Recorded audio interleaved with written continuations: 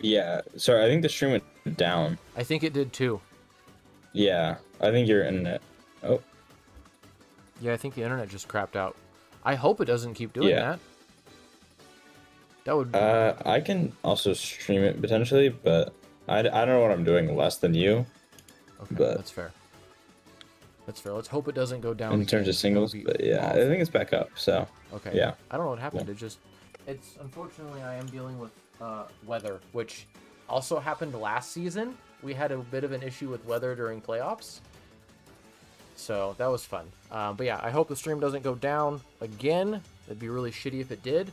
But yeah, as I was saying before the stream died, players were allowed to steal Pokemon from the people in their playoffs bracket.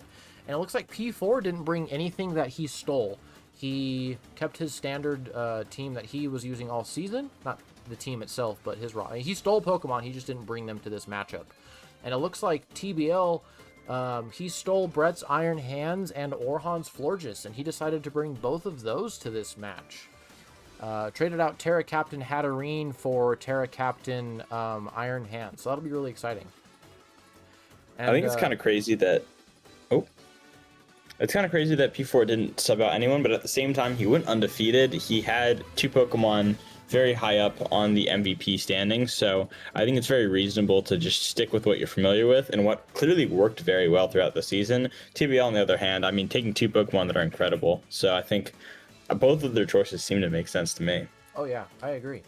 Well, I guess without further ado, let's get into game 1. Let me give him the go-ahead.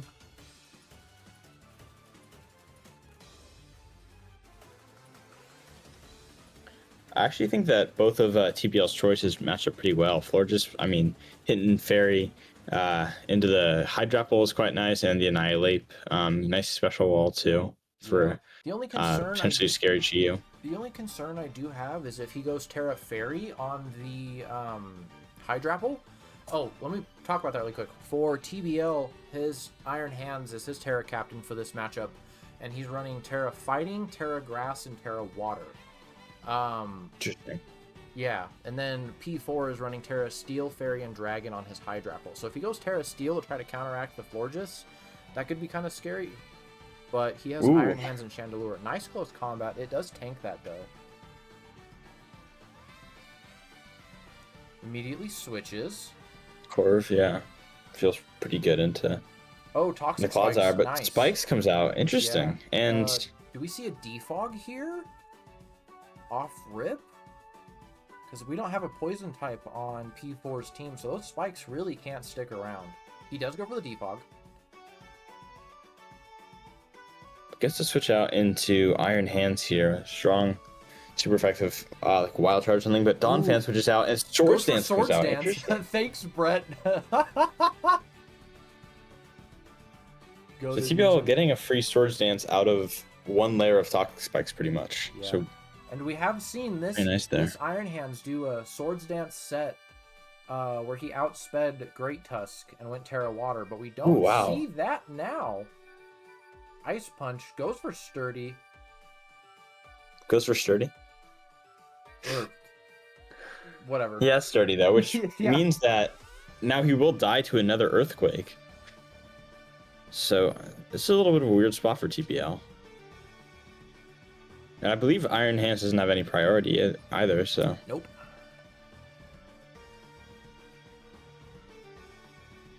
Oh, Wad just said maybe good to highlight Terra Captains for the viewers. Luckily, I already did that before I read your message. I just knew you were going to get to it. Lots of critical thinking on both sides right now. Super awesome to be able to watch this live. Because we have no idea what's going to happen. Yeah. Also, how's the music in the background sound, guys? Goes for Florges. Oh, Endeavor gets burned on the fucking flame body, though. Oh, no. That's brutal. That is brutal. Down goes Donphan. And half of P4's removal is gone now. Shiyu comes out here. Looks like Moltres is, gotta turn into fried chicken, but... More fried chicken. Yeah. Stupid chair.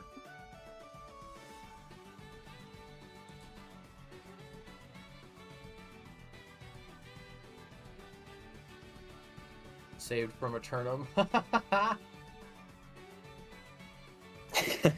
Interesting switch in. Yep, Chi does not like that. Switches out. Goes for a wish. I think he expected an attack there. Iron Hand's able to get back up Very nice. almost all of his health, though. Yep. So very nice. Yeah. And Donphan was a big problem for it, but all of a sudden, now it looks like Do we see a Hydrapple might Terra be. here? Yeah, that was my thought as well. I think Terra Fairy would be reasonable, and I think that's kind of what is indicated by a Hydrapple switch out here, I imagine. I would assume Terra Blast as well. The only downside I see to that is Iron Hands commonly gets run with Assault Vest, so he could probably tank this very well.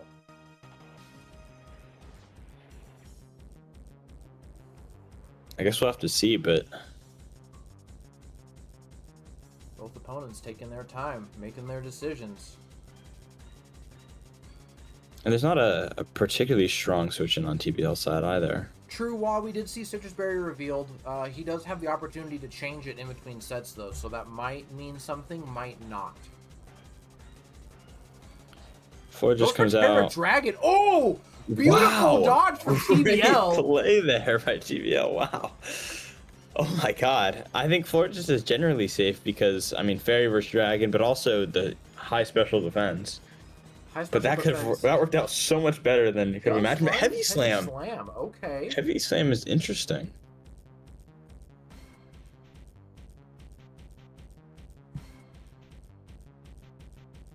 A little bit of buffering, but I think we're okay. Oh shit, okay. Let me go here. I'll let you take over commentating for a second. I think it might be because my PlayStation is on in the background. Because I was downloading Okay. something. It's all good. And it might be a roll to kill here from Heavy Slam, so this makes it a little bit interesting for TBL.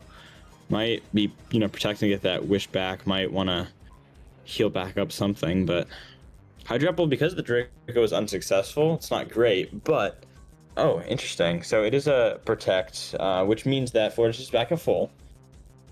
As Aloe comes out here, interesting. And another wish comes up, flip turn is, very, very typical. Doing 19. What mon will be the what the fuck is that flower called? God damn it. Florges? Yeah, that thing. Doing 18 Yeah, it was on Florges my is team. pretty solid though. And Corv, yeah, it's the expected switch in here. Oh shit, I didn't post the line. How often does Corv run Ironhead? Not often, but he does. Because that would be incredible here, right? That would do a lot of damage to this not particularly physically bulky Florges. But it is U-turn. Cat in my heart. As Aloe comes back out. Now we Interesting. know that, granted, the Aloe's probably AV, but a base, 135, 140 special attack energy ball is probably still going to hurt. Granted, I don't know if Chandelure wants to stay in on this, because that flip turn is going to do a fuck ton of damage. We saw it do 18 to Hat, and we know this thing is more frail and super effective. Or not 18 to Hat, 18 to Florges, I'm sorry. Saying Hat because of the nickname. Pretend to ignore that. Let's yeah. go for flip turn comes out. Revealing not water absorb, so we can probably safe to assume that it is unaware. That we could have assumed that because Aloe would be the only real mon for water absorb in general. Would have been actually really funny though. Imagine flip turn unsuccessful and you get back to full HP there. Could catch your opponent off guard, but you do have Annihilate here, looking a little threatening, but For protect, okay, nice. scout out makes sense. No Florges to switch on this Earthquake, though, and you do have another weakness in the back with Iron Hands and with Chandelure, so Yep. 3 ground weaknesses, no more immunity. It's not looking great. And that Greninja doesn't want to take the Earthquake it can, but it Oh, doesn't and want to. Florges is physically frail, too, so, I mean, nothing is really wants to take this Ooh. Earthquake, yeah. Florges taking a little bit better than I might have expected, but still. Corf comes out here as Wish. Makes sense. And he went for U-turn last time, but that might be trying to hide whether or not he has Iron Head. Oh, Brave Bird. And goes for Brave Bird, actually, but is able to heal up back all of that health, pretty much.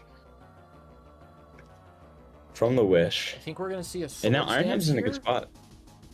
Swords Dance in front of Ape. That could be really good. Like, he obviously doesn't want to take the Earthquake, and it won't take it very well, but he could dish back a good fuckload of damage in response.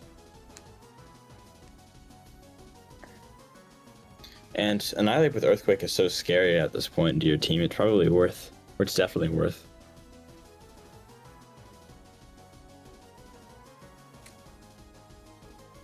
Goes for close combat on a Ooh, lowers the special defenses. Does not do that Ice much Punch damage, takes and out Ice the Punch is big able to threat. pick up the kill. Wow, Huge.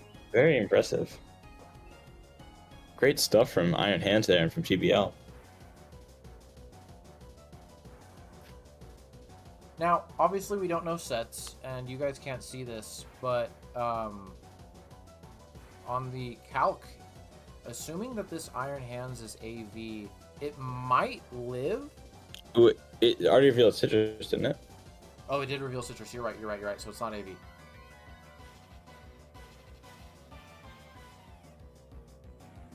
Was that a rescue, Florges? Soup asks. Yes, Soup. The gimmick that I ran for finals, because I run gimmicks in Hoplite, they were allowed to steal Pokemon from their people in their roster. So he stole the Iron Hands and the Florges from 2 of the people that were in his roster. Ooh! Ooh! Wow, so much damage from that Chi-Yu into the Greninja, but barely lives the resisted overheat. And is that Specs damage? That...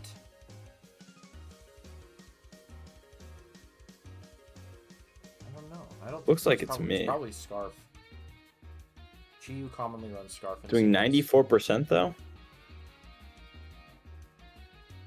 On a Greninja, though? Yeah, I'm not sure. Might have to... What's a resistance? Yeah, it doesn't need a resistance when you have Beads of Ruin.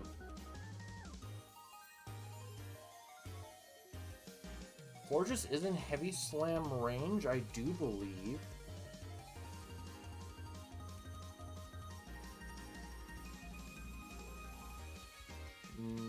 I think it might still be a 2-hit KO. I don't want to scroll all the way back up to try to find that. Goes for Protect. Did you see a Heavy Slam? Yeah, if he's able to deal with this Hydro Apple, we saw it did a lot of damage last time. Ooh, this could be a kill here on Florges, but he lives at 5%. Wow, and we know he's faster, so. Yep. Oh, what a beautiful we get a free wish read. here, yeah. Very nice there. And now Florges is in a really good spot. I don't know what beats it. Yeah, Denies Florges the is flip in a turn, too. Phenomenal spot. Wow. Goes for another If it is push. Iron Head on the Corviknight, then that's really the only answer that makes sense. But other than that, I assume it's probably Roost because we see Deepog U-turn and Yeah. Bird. So not having Iron Head is huge. Regenerator did go up, but I do think Moonblast takes it from here. how much did you do last time again? It did 71. Oh, he switches. Stacks the Greninja. Oh no, he doesn't! Oh my god! Table's fucking cracked! Oh my goodness, Stevie. Wow, he gets him back up to 69% too. Nice. The only thing is we don't potentially know speeds here, so we're saying please be faster on this Greninja because 328 versus you don't live in 377. overheat. He doesn't live in Overheat. And But we don't know if it's Scarf on don't know on it's the Scarf, yeah. Oh no, double switches again! Oh, and a switch into Chandler. Interesting. expecting probably an overheat, and it might reveal the flash fire, right? Which makes sense. But that flip turn did decent. It's a 3-hit KO.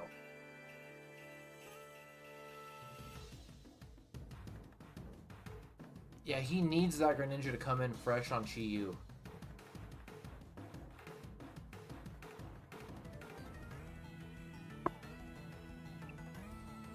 I think, yeah, Chi-Yu is... Yeah. I think P4's use of Chi-Yu here is probably going to be what dictates this game, but... Agreed. But Hydrapple might be able to deal some sneaky damage here. Terra Fairy! Oh my gosh! Wow. You mentioned Iron Hands having the Terra. I didn't know Chandelure. I forgot Chandelure was also his Terra Captain as well. Yes, that is my bad. So he has 2 Terra Captains. Oh yeah, in this match. Got you. Ooh. Yeah. Revealing the Mirror Coat is not great because that would have been able to catch TBL off guard, presumably. Yeah. TBL probably Although it is for it though already because he's been running Mirror Coat very commonly on Aloe. Yeah, it's not an uncommon move, but revealing that it is being brought here is... We see Chi-Yu. Oh wow, being able to get up a lot of HP again.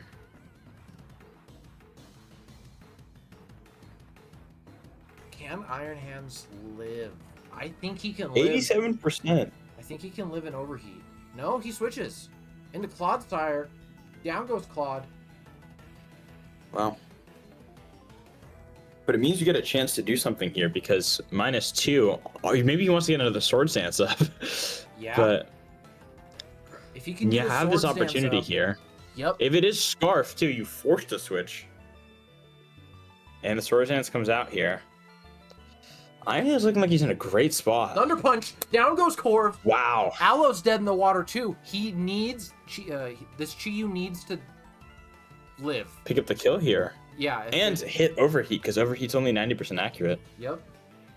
No, he switches. No. Oh no. Oh, we do see Flash Fire. In the Flash Fire. Beautiful. And again, if we know that if this is a Scarf Chi-Yu, it's pretty much wraps. But either way, yeah, the Energy Ball is very safe here. And the Dark type moves from Chi-Yu aren't able to really affect this Terra Fairy either. Whiffs on the Mirror Coat. Wow. TBL is playing this first game so incredibly. Phenomenally well. Chi comes out here. Down goes Chi-Yu! Wow! Let's go! TBL taking game 1 with a 4-0 differential. Very impressive considering P4 was undefeated all season. P4 taking his first loss in finals. What a wonderful match, gentlemen. What a TBL played incredibly. I mean, a lot of those like little reads on turns made all the difference. The Terra Fairy Chandelure also, when Chi-Yu was the only real answer, just meant that it was pretty much game over.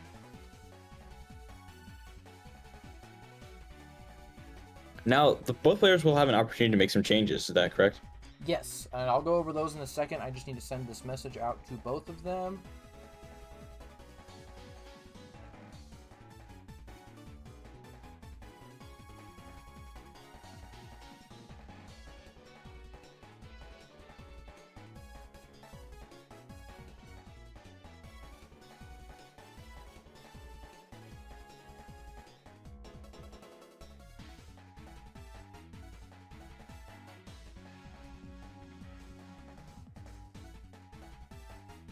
So, in the meantime, let's talk about the edits that these players are allowed to make.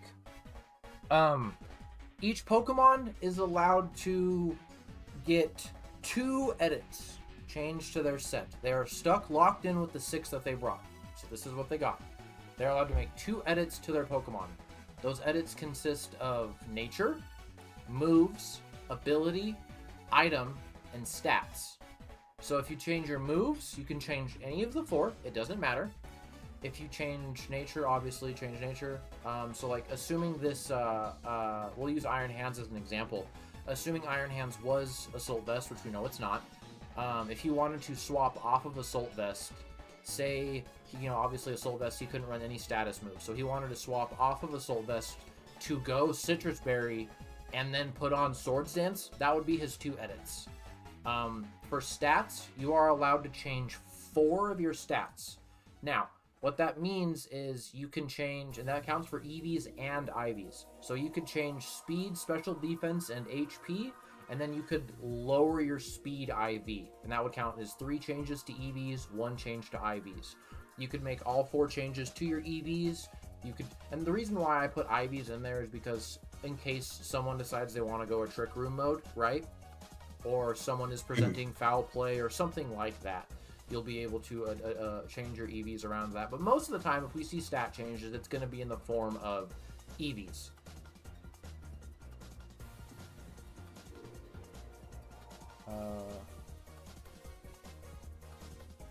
And I think what changes are chosen to be made here will really impact things, because we saw a lot of TBL, those Pokemon have some great answers to P4, but P4 chooses some of his changes to match up better into what TBL chooses, and TBL kind of keeps his general strategy. Then P4 might have a leg up in that second matchup. TBL, I mean, it worked very well, so it's kind of forcing P4's hand here. And I know that going into this, P4 was nervous, simply because his team is very defensive, and he was like, game 1 and 2 are probably going to be better in my favor, but the longer the game, or the longer the set goes on, it works more in your advantage as the offensive or balanced team, because you can make more impactful edits versus my inherently defensive team.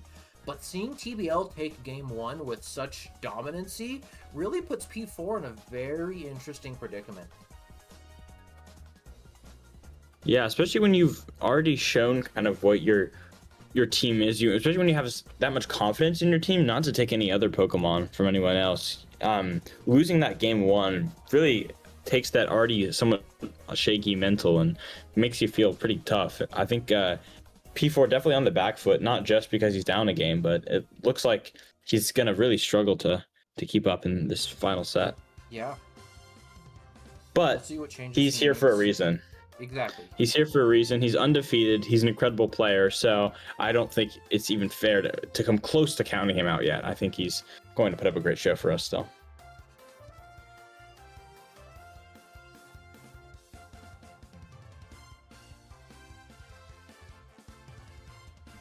All right, I got TBL's pace. Let me just confirm between the two that they are good to go.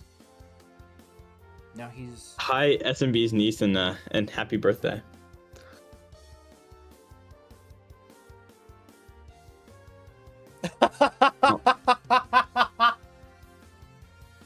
For those of you who are watching the VOD later and or don't have Twitch chat open right now, TBL hopped in the server, or hopped into the live, and he said he's muted, so he's not trying to gain any advantage, but he's like, I just gotta let something out. I'm gonna fucking puke, in all caps.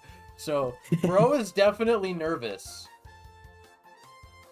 I think when you go for such hard reads or such aggressive gameplay and it works in your favor, you feel good because you were able to get them right, but you also feel a little shaky because you don't know if you're going to be able to make those same kind of reads to put you in that kind of advantage in future games. True. Yeah, Dallas, that's a little bit of interesting. She's both my niece and my goddaughter at the same time.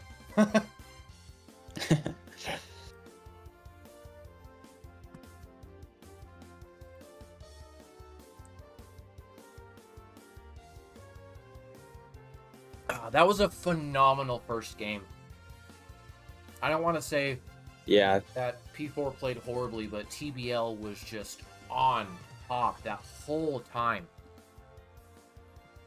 Yeah, I think we would be saying that if we were looking at it from an Elysium perspective, we say this is like an Elysium performance, not a Fields of Punishment performance. I think just TBL played really well. It's not necessarily P4's fault. I think they both played pretty well throughout, but some of those big reads on TBL's turns, I think most of them were not huge reads, but just the stacking them all up really made it, and getting all of them right pretty much meant that things worked out really well in his favor. I think my favorite one was the Greninja switch in on the Wish. Yes, that was incredible. The balls on that was crazy. The 6% Greninja coming in here.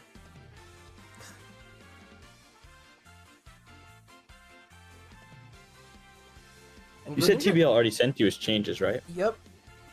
So that shows a little bit of confidence on his part too, because of things working out quickly. Even though he's obviously nervous, and that makes sense. I think it's kind of crazy.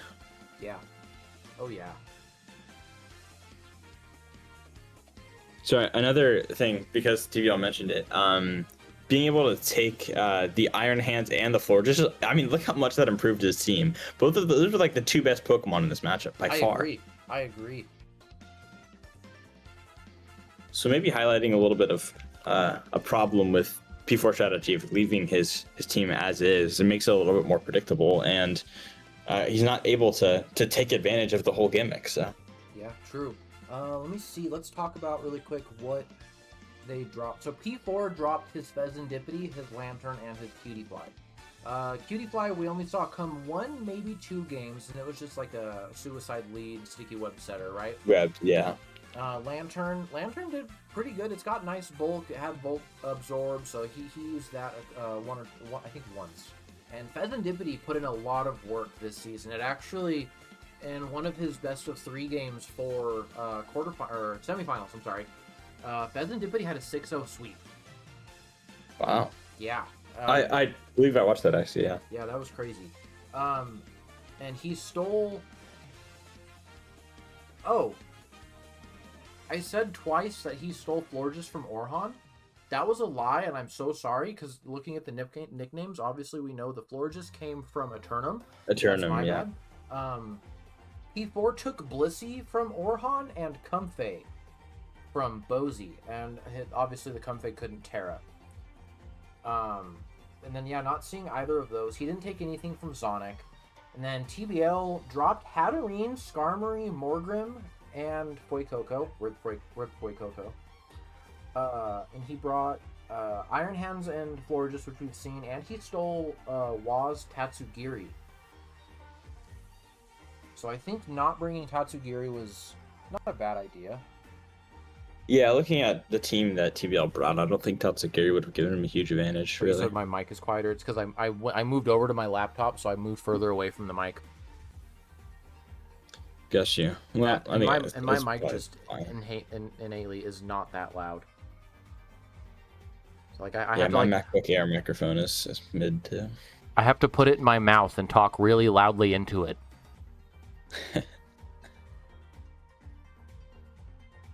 Tatsugiri can trap and KO Aloe. True.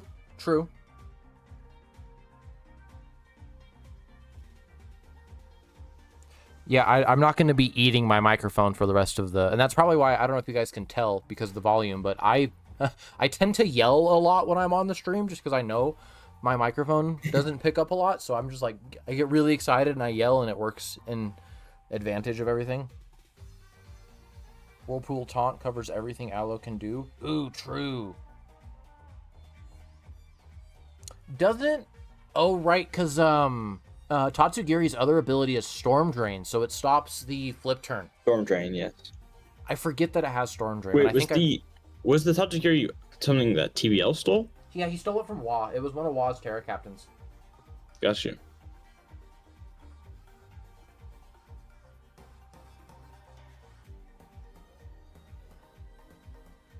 It'd be really exciting. I might have... Oh, go ahead. Okay. I was just going to say that I think it could have worked out into Aloe there, or if you were able to use it into Chi-Yu or Hydro Apple, those are the two, or Donphan, I guess, actually, it would have been like okay into several of those mons. I was thinking about P4 having taken it, but yeah, it actually would have been pretty decent there for TBL, but the team he used felt like it worked pretty well for the most part. Uh-oh. P4 asking me rules questions.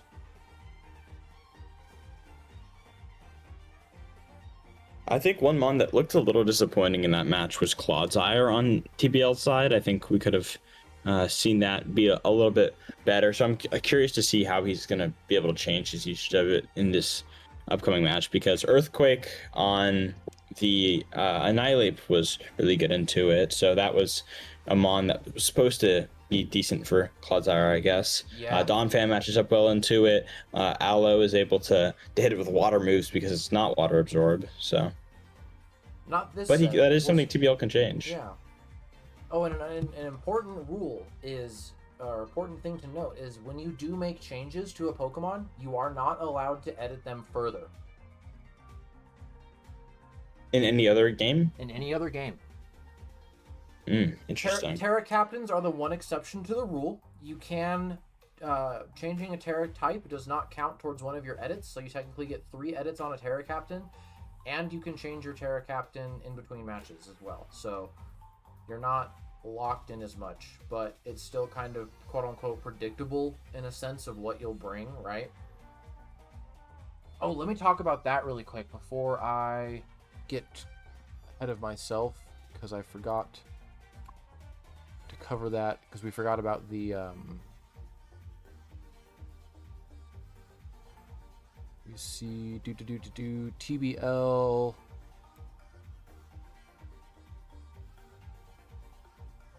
Why the fuck is it on Phalanx Season 3? God damn it.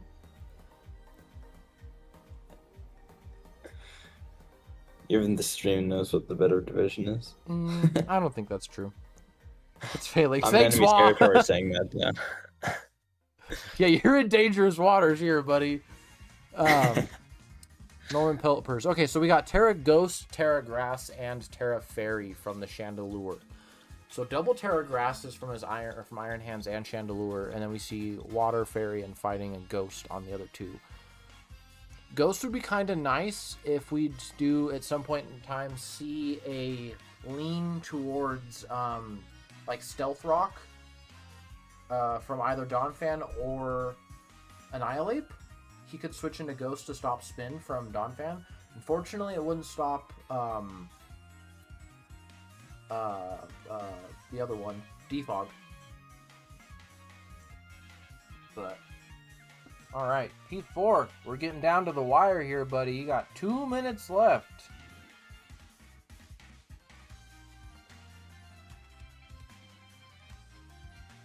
As of right now, yeah.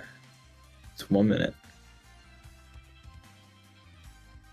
Where did I post that? I will say a little bit of the advantage for TBL, having those 2 mons that can both Terra and both take strong advantage of that Terra, I think is quite nice. We saw the Terra Fairy Chandelure work really well into the Hydrapple here and caught him off guard a little bit. Into the Chi-Yu as well. Kind of had no real answer for Flash Fire, Terra Fairy Chandelure, because the Dark type moves were previously the only way to hit it, but now he resists those moves, and so it feels quite weak into it, actually.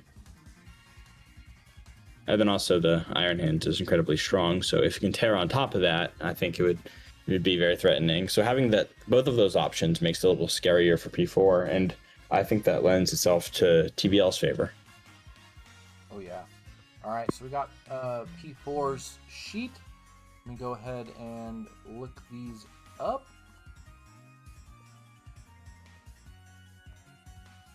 Okay, interesting changes. I'm not going to talk about anything, of course.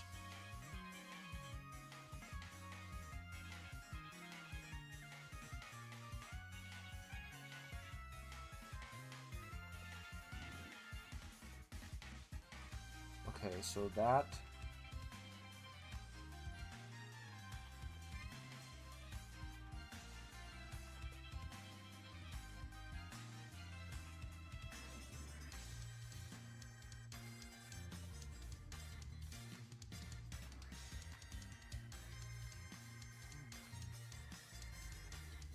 I'm curious to see what the changes are on P4 side, especially because we saw some of those mons on TBL side look really threatening, and he can only make so many changes, and they're only again, if he makes one of the changes, then TBL is able in the upcoming match.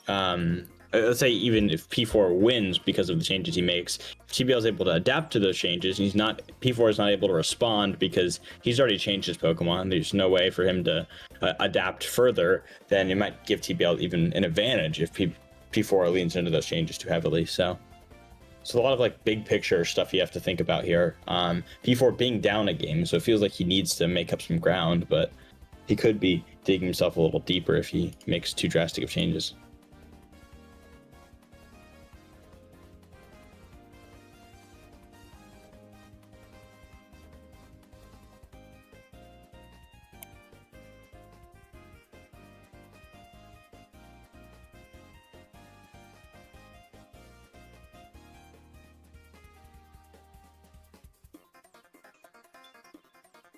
Oh yeah, yeah. Send him to Wa too.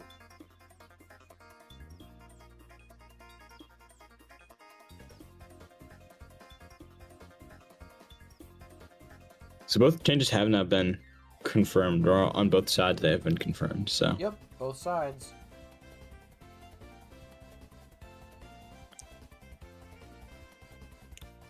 and I think if you're TBL, I think there are a lot of different ways to approach this upcoming game. But I think because you already are at a slight advantage, you maybe don't want to go for as crazy of predictions, especially if P4 is maybe used to them or expecting them. But he might be able to capitalize on P4 making some more aggressive plays, trying to claw his way back.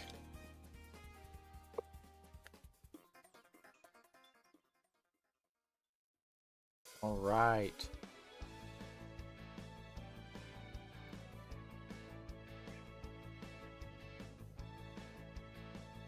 Here we have game 2. Let me switch viewpoints this time around.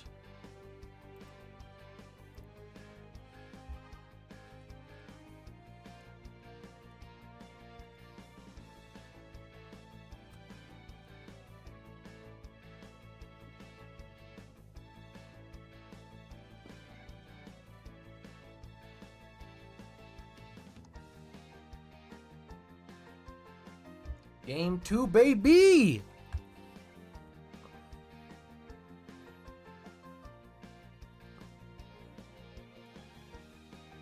You got the paste sent to you, right, Wa? If not, I can send him.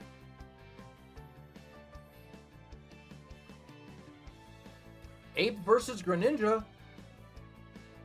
Interestingly, and we're watching this from P4's perspective this time. We watched it from TBL's last time, so just in case anyone's confused. Not that I was confused, but... You didn't get P4s? Okay, I got you, buddy. Switch on the Moltres on the Earthquake. Wow, very nice turn 1 from TBL, already making some reads.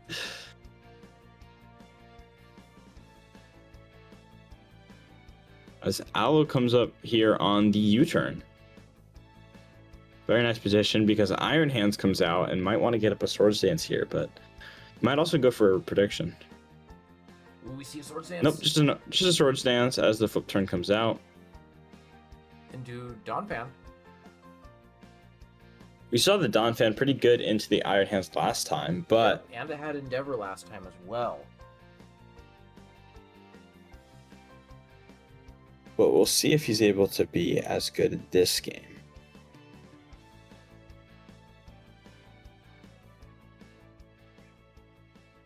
Also, if you're TBL, you had to take a lot of effort to get that Iron Hands back up to full health after losing so much health to Donphan previously. That Yep. Do we see Endeavor here curious again? to see, Oh, but we he see still just counter! goes for it. Encounter, wow, very nice there. Hands And going immediately down one so of TBL's soon. biggest threats are gone. Yeah. Yeah. Wow. And I mean, looking at TBL's team, sure, it's a good team still, but one of the biggest threats is gone, and that changes things a lot.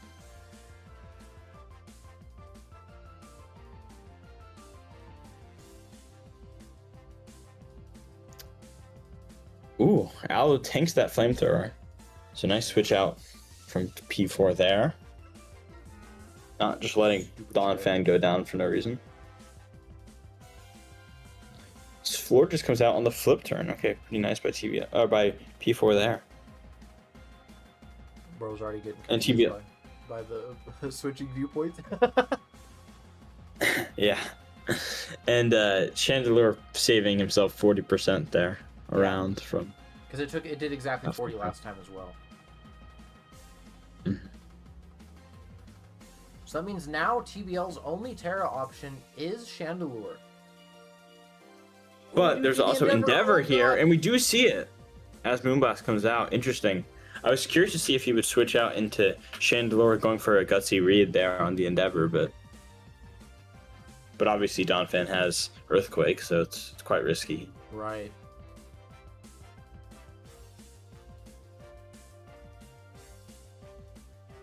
But now 7% Flourish is not going to be able to Wish Pass nearly as easily. It's going to be No. really a problem for it. And with TBL having already lost that Iron Hands, I mean, things are looking a little rough for TBL off rip, but Does protect on that. Still within range of flip turn. We've seen flip turn consistently do 18.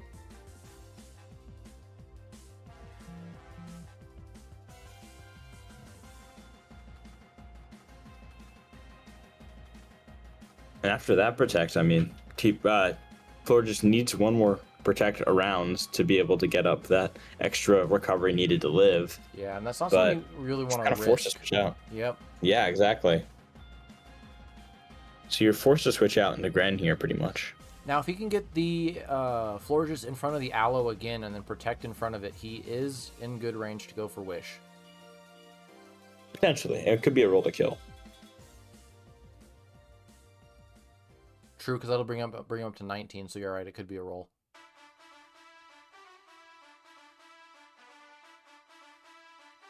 Oh, there's music getting all hype. Ooh! Yeah, I love this time. Ooh, switches into a Stone Edge. What Brutal. a read there. And TBL already on the back foot, but even more after that play. Very nice by P4. Bringing out Chandler here is interesting as well. As the Terra Fairy Shadow Ball comes out, interesting. Doesn't get a special defense drop. Terra Fairy there was somewhat predictable because of the Stone Edge that was just clicked, but Right. Grant needs another flip turn here, so now it's 72.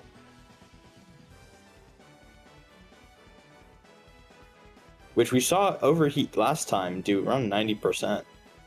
So, he do believe he is in range, and this Annihilate is playing like he's Scarf, I imagine, right? The Annihilate was playing like he's Scarf. It did seem that he was either he was choiced. It could be either obviously Scarf or Banned, I would assume, but you know we didn't see live. But I believe. And bringing out it in front of the Gren here makes it feel. Oh, but it's not Scarf, as goes for an Earthquake, picks up with a kill on the Gren, but loses quite a bit of health. Now, if you're TBL, you're running out of options to deal with this thing. I mean, Chandelure should be a good one, but Yeah, he's not going to keep Annihilate in here. The thing goes down to the Shadow Ball. yeah.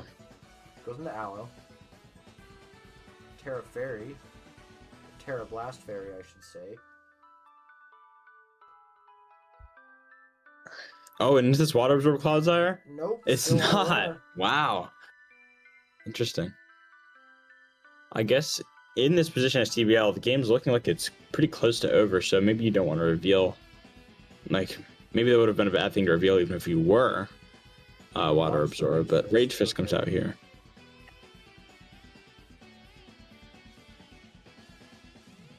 And with TBL, you're kind of, as I said before, you're kind of run out of answers for a lot of P4's Pokemon at this point.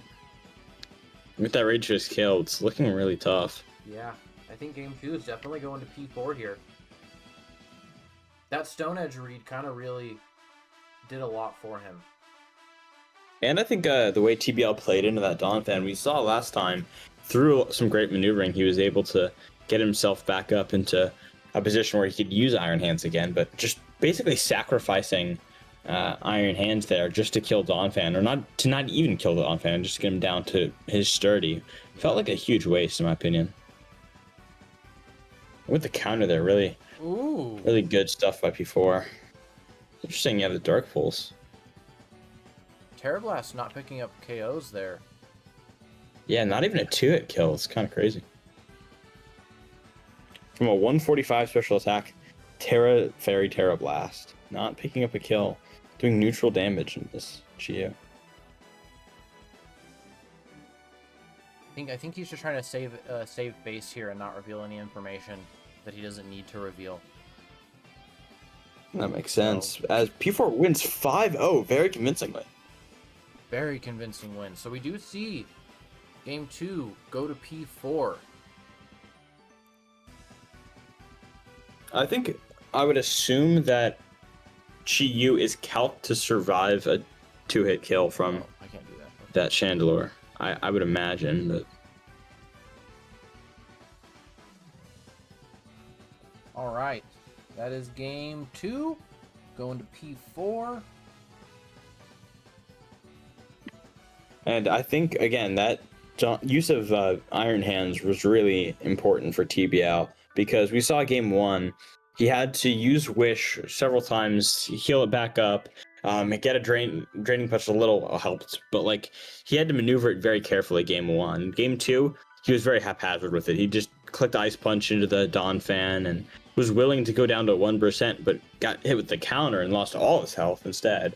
And so I think he should have paid more attention to that aspect of game one, because I think if you just skip to end, it looks like, or look at the kills of that, or the stats from game one, it looks like Iron Hands was able to just put in so much work, but it needed the support of its other Pokemon. It needed to get that health back after losing so much of it to the Dawn Fan after game one. So I think in this game too, he should have paid a little more attention to that and use it a little bit more sparingly or cautiously. Yeah, and if I had to make one recommendation to both players going forward, is this was a very fast match. I mean, we saw the match start at just about, let's see, they sent the live at 4:56. It's now 5. That was a 10-minute match. Now, you guys have 5 minutes to make your play decisions.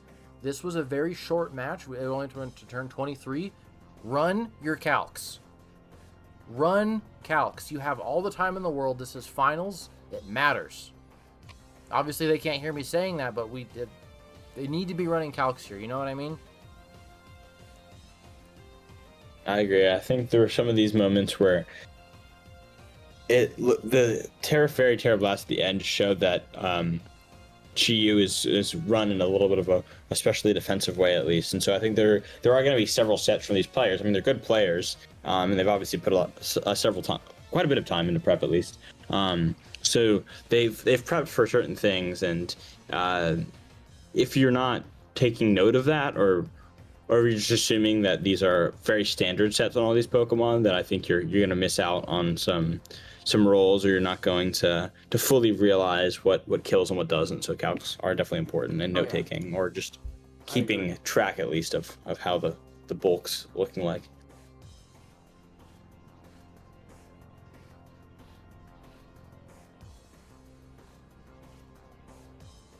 And again, we've already talked about this, but you're only able to make changes to Mon once, to a Amon once, right? Yep.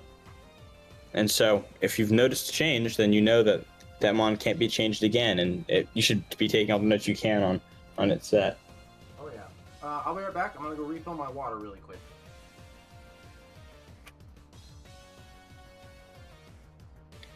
All right, while he's gone, guys, Phalanx is better. Just so you guys know.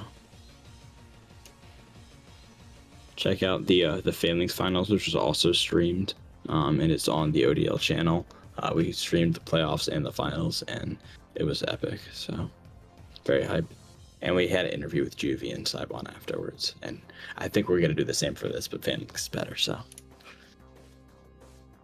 no matter what Spam says, Phalanx is better. You picked a bad time to stop talking your shit. I had my headphones on still.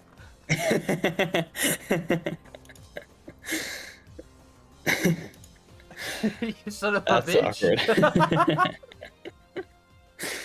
I'd say Two-Face too, don't worry. That's true. I know you would. But yes, definitely go check out the playoffs and finals for Phalanx as well. That was a phenomenal set. Charcoal, you're right, Alberto. Charcoal wouldn't do that, but he also wouldn't be able to give you this high-level singles commentary from 1,500 plus singles player in OEO. So I'm gonna have to flex that every chance I get, because it's surprising.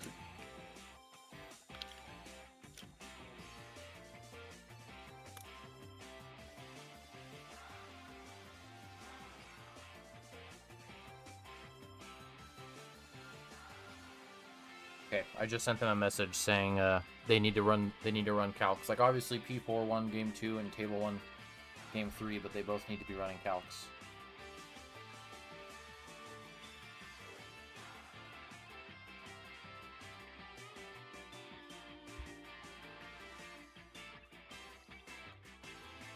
Alberto says Charcoal wouldn't do that, and still 0 bitches.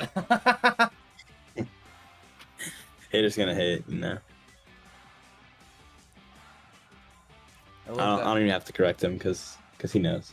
Alberto's still coming to the defense of Hoplite, even though we told him he can't play, so he wouldn't play Phalanx. Well, maybe Okay. he's just salty because he lost in Phalanx, you know. True. I do hope to see you in Hoplite Season 4, Alberto.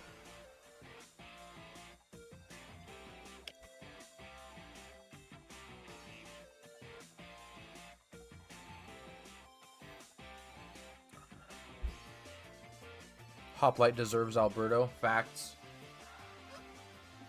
Wait till I get in Hoplite, you know, and start terrorizing it. I'll be the next P4. You'll be terrorizing it. Yeah. Oh yeah, little. Is there a way I can get another different co-host or no? What do you mean? I'm kidding. Oh, you wanted it, Nothing to bitch. face This you. is my league. I'm kidding. I'll kick you out. I know it was bad. It was very punishing. Huh? Huh? This is the high level quality you get only in the Hoplite division. Only in Hoplite division. You got one ha out of one. There's not even a ha-ha, just a single H-A.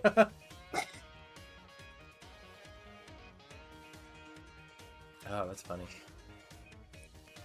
Poll for new Hoplite host? It ain't gonna fucking be you!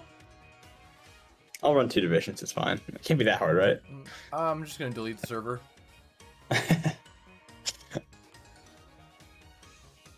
I can't even run 1 division well, so. Mood. Yeah, is that relatable? Very relatable. Yeah, we have to have Charcoal doing all the sheets because we don't know what we're doing with that. Oh yeah, little insider knowledge to pass a little bit of the time. I know Hoplite was wanting to branch out into NatDex soon, and I still plan on doing that, of course. I think we've already confirmed that Season 4 is going to be done in SV again, because, you know, there just isn't a lot of... Well, okay, for 2 reasons. One, we're still waiting for the meta of champions and the new megas to divulge, and I want to see how they play out, see what the megas are capable of, how they're acting, before we go, oh, this new mega has these stats and this ability, it's fucking broken, make it 16 points, when it's actually a fucking 8-point Pokemon, you know what I mean? Yeah, but very reasonable. Given the fact that Champions didn't give us all of the new megas yet, we are going to be postponing NatDex until every single mega has been revealed with their abilities, everything like that, and then obviously we still want to see how the meta is going to divulge on Champions for a little bit, just to take care. So there might be a couple more seasons of SV in Hoplite.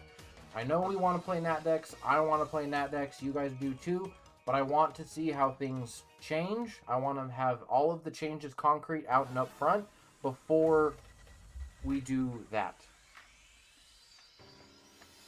Yeah, I think for Season 4 in both divisions, it's going to be very similar to seasons, maybe Season 2, but definitely Season 3 in both divisions. So there will definitely be changes in terms of like draft boards and points and and all that, but it's not as drastic of a change in either league. Oh, what's up, kitty cat?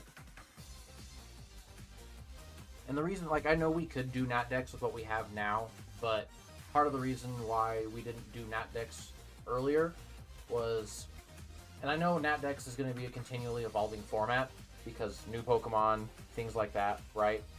But I want there to be a good, strong basis first. Like, I don't want to start a NatDex league now with the information that we've gotten from Champions just for them in less than a month to release the new ZA megas, and then we have to add those megas to the tier board, and then restructure the tier board depending, because like there might be, you know, this having, because like a lot of the placement in Hoplite specifically, a lot of the placement of certain Pokemon and their point values is dependent upon what else is on the board.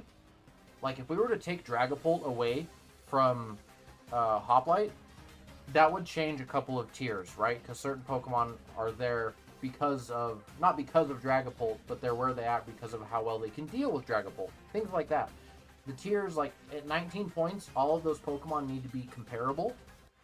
And like say, like having Iron Bundle there and Dragapult, that we take out Iron Bundle, that means Dragapult's going to be the top tier speed threat. So like that means Dragapult's going to be the #1 tier, and that might even be a ramification to make him a 20 pointer without Iron Bundle type shit, if that makes sense. So I don't want to make too many edits to a National Dex League. I want to have a solid basis that we can edit before getting more shit and having to restructure everything, if that makes sense.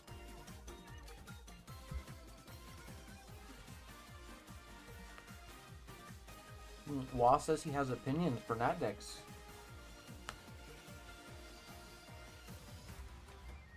I don't think we'll be moving to Dex and Phalanx. Phalanx is great. Well, part of the reason why we're going to be moving to Nat Dex is just because SV is 3 years old now. Not that the format is stale. There's still obviously there's still a lot of cool stuff that you're seeing, but people want to branch out and play different things, and I think that's totally reasonable.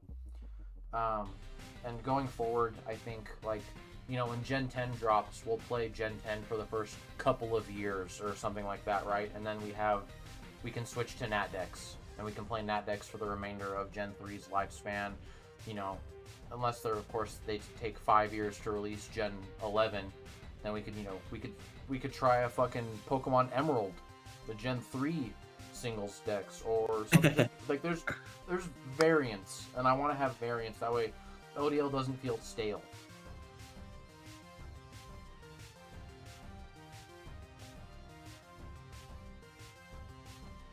It's also one of the reasons why I want to start running Little Cup.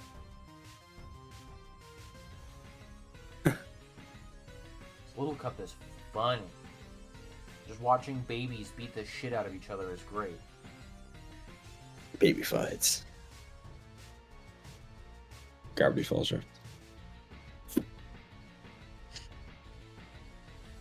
Are they done with their changes yet? They got 3 minutes.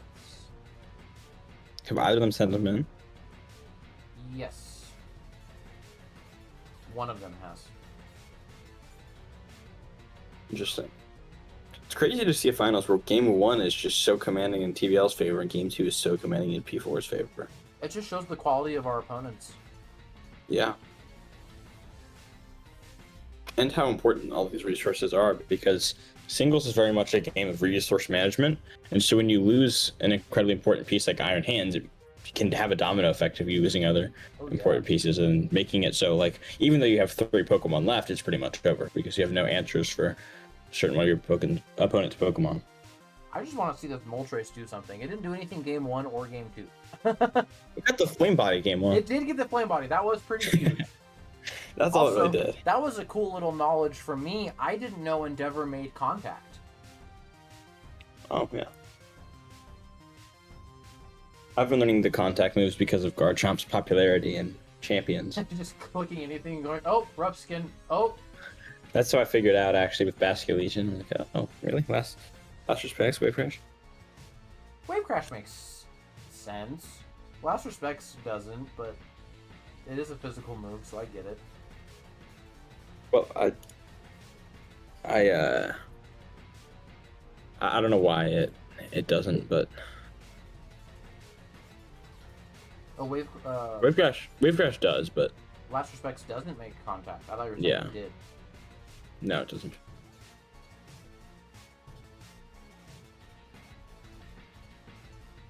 TBL's got 1 minute left before game 3.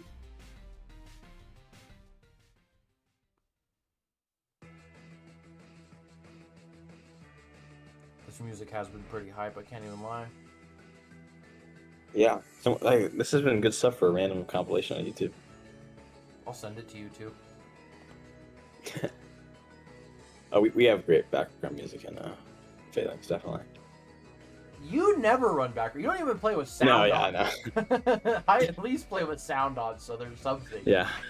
I need to start well, I don't know if I can, but I always use Persona music in my my videos, at least. Speaking of, video should be dropping this weekend. Yes. Finally. I will be My- uploading both of them. I meant for my channel, but that's it. Oh, yeah, for your channel. Yeah. That makes sense. Yeah. My week 8 match will finally come out.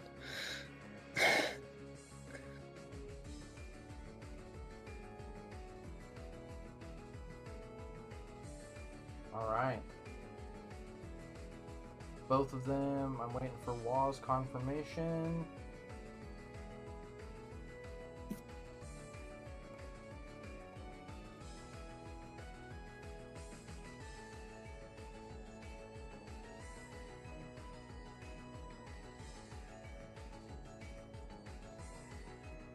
Interesting. I knew that Grass Knot made contact, but I didn't know Draining Kiss or Electro Drift made contact.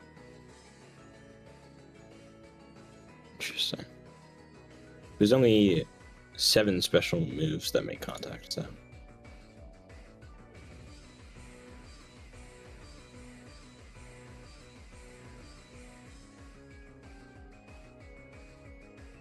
Alright, so now they've both submitted their changes, even though Yep. there's been a bit of a long wait between both games. They've been really intense games, both of them, and they've been pretty fast-paced. I mean, both players are playing pretty quickly.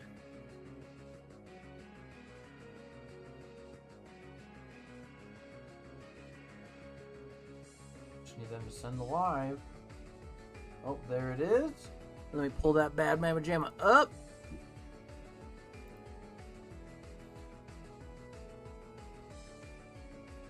All right, game 3.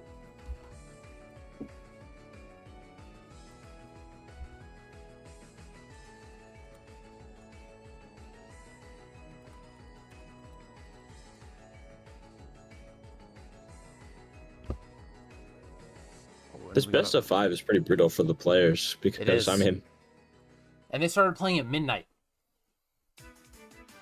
both of them. It's midnight for both of them. I believe so. Yeah, I guess it's 12:23 for both of them now. Wow. Well, it would be Right? Oh no, it's been an hour. a little over an hour. Yeah. So I guess it'd be maybe 1 something. All right, Clodsire. Immediate protect on the flip Immediate turn. protect. Yep. I mean, the flip turn there makes sense, but also protect. Very nice there. Do we know if Alo's faster than Claude? I guess we'll find out. Switch him to Fortress on that flip turn. Interesting. Just taking free 20% there. But you don't want to take the super effective, I guess. Yeah, because Alo's min is 121, max is 251 versus 40 to 152 for. Ooh, out comes Big Boy Bird. Protects on the U-turn, nice. Retaining as much of that HP as it can. As Moltres comes out, hoping for a flame body Good proc. positioning from Moltres, finally. This Dawn fan comes out here, interesting. A big Dawn. Big down. Actually, I've been glad that Fortress is, or that Moltres has been not finding much success. Because look at his nickname. France better. Ooh, goes for Hard Willow. Ooh, misses the Stone Edge. That's pretty big for TBL there. Now Sturdy is broken. Means he can't be using his usual shenanigans, and Air Slash comes out. Interesting. I guess it does some damage to everything, but it's probably going to be a decently strong flip turn here. Not if Iron Hands comes out, but Dawn Fan comes back in already burned. Already burned. Not able to get up a free Swords Dance, though, so this Iron Hands is probably not going to bring him down to Sturdy. I mean, he could die to a counter if he strips Ice Punch. Yep. So I switch out here, yeah. I was about to follow up by saying a switch out here makes some good sense. And wow, this Forge is just tanking that attack. That's surprising because he... Oh, it's Will-O-Wisp. Yeah, it is Wisp, yes. Yeah.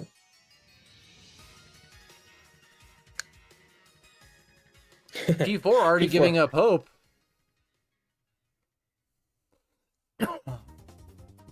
And Florges comes back out as another flip turn. So this Florges is already down to half health, Probably actually. see a As Wisp Hydropple comes here. out here. Or not Wisp, Wish. But Hydropple could go... Hydropple heavy with the slam. heavy slam, not in. I don't think this Florges is in range, and after this recovery, he's definitely not in range. But he will go down very low after one heavy slam.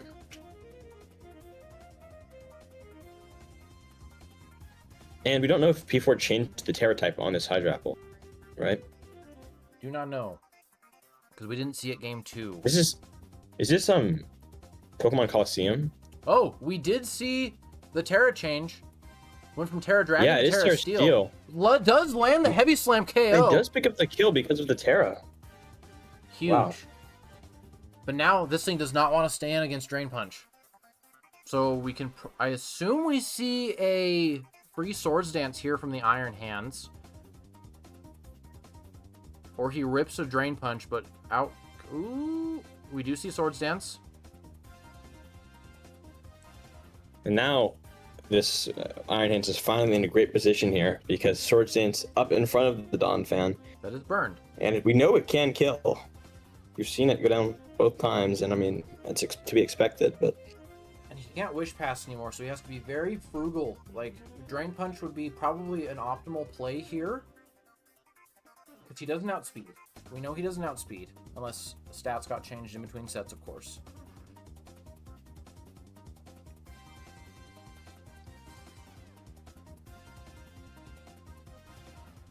I believe this is Pokemon Coliseum, Well, but I we see totally Terra recognize Water. this song.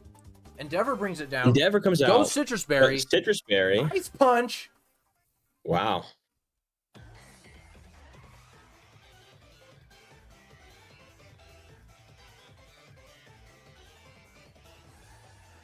Okay, Terra Water on hands is a phenomenal type. The only thing I'd be worried for is... Ooh, Chi-Yu?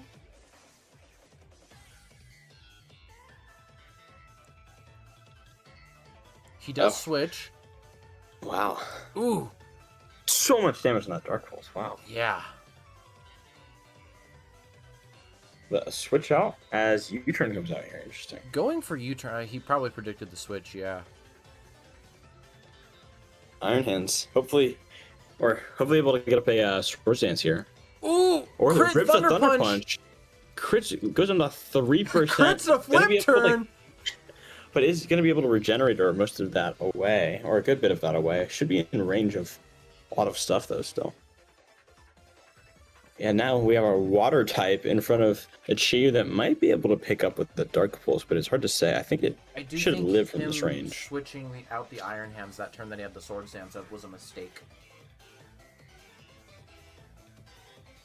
Being Terra Water with naturally good special defense, I don't think... Like, obviously, you have a Dark Pulse, cool, but I don't think Chi-Yu picks up the kill here.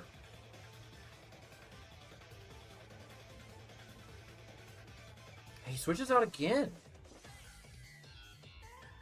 Well, it's Dark Pulse just around half. This Clodsire. Curious to see what P4 gets for here. Oh, he lands a crit! Another, but he crits! Wow. Never punished there. Oh, there's so many things I want to tell TBL, but I can't. Greninja comes out here, but we've seen he is in range of a Dark Pulse. He is. That's just like Water Shuriken, I guess. I think in this position, TBL needs to chance the outspeed. Ooh, a kill on Aloe would have been really nice there, but Iron Hand's able to come out. Might be able to Drain Punch to get some health back, but Annihilate comes out, so Drain Punch would be unsuccessful, and then... Wow. Very nice switch by the P4, as now... If you imagine if you got a free Swords Dance there, I mean... Close combat, though, into the resisted... Moltres, no Flame Body, proc again. Has already revealed Air Slash. Aloe comes out here as a U-turn comes out again. But you're letting this Aloe get a lot of its health back. We saw it go down to 3% before. Getting so much health back. Now, question of will he switch to Annihilate again, and a Thunder Punch this time.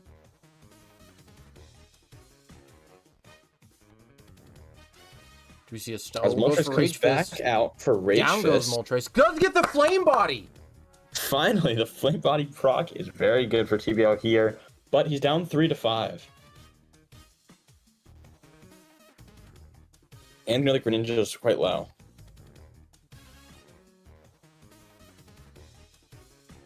Yeah, Greninja is very low, and now we can Chandelure can't Terra, so that will be probably really important going into the Chi-Yu being able to Terra Fairy, because we saw last set where the Terra Fairy saved it from Dark Pulse. Curious to see what this Iron Hands goes for, because not able to pick up a Drain Punch to get some health back, but he's taking a lot of damage. Oh wow, really not that much damage. Sword Stance. But now, I mean, you get out sped, you take another quarter of your health, and now you're just gonna die to anything. He should have gone for the kill there. Yeah, with Thunder Punch. Out comes Chi-Yu. Yeah. Yep. There's not much this Iron Hands could do. Shouldn't have Chandelure. Sacks the Chandelure. Dies instantly, that Dark Pulse. And, I mean, I don't think this Greninja is able to outspeed or kill. We'll see. You might just switch out into Aloe anyways. Or Hydropple, yeah. U-turn comes out. And here, actually, there is no more Iron Hands needs to Annihilate. Fat Drain Punch. We see it. Do we see a lot of health? Storm? No, Fickle Beam gets the KO. Wow. Picks up the kill, and now it's Greninja versus the world, and it's not going to be enough. Wow. Nice. Surf able to pick up the kill, Oh, but... Battle Bond. Oh, Battle Bond. He's now faster. But will it be enough? Ooh, Surf is A play rough is rude. Wow. All right, that is game 3 going to Mr. P4. I mean, reveals the play rough, right? I believe that's the first time we've seen that. Yep.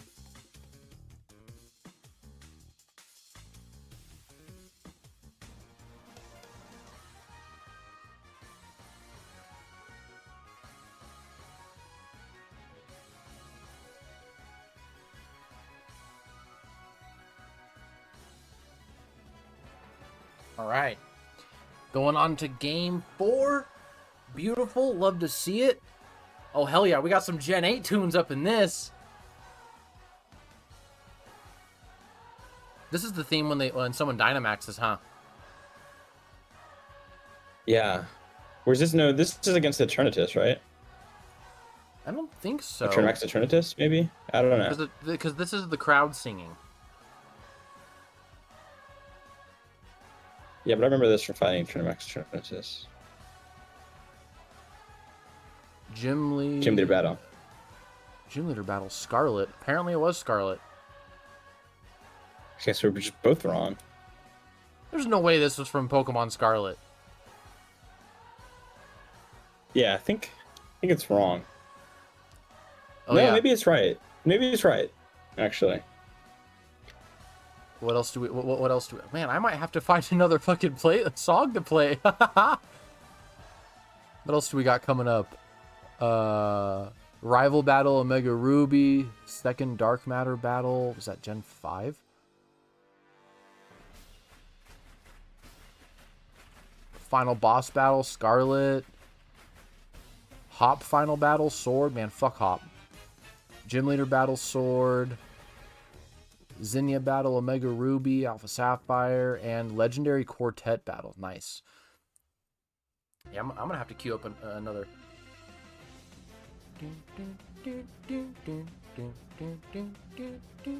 Damn, it's crazy how crazy how people can just know some of these songs.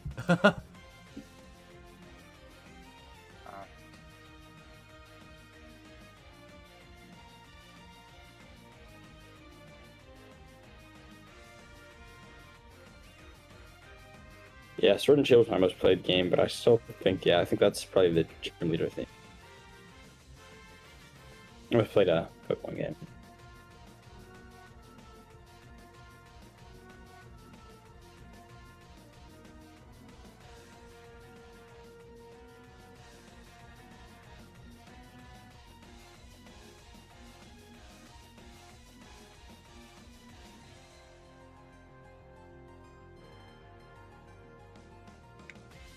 Wa and I are talking our shit since we know the pastes.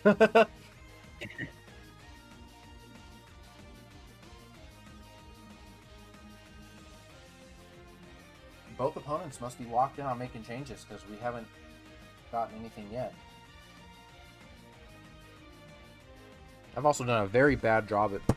Oh shit, I dropped my phone. I've done a very bad job at keeping up with chat. Let me go see if there's anything I missed.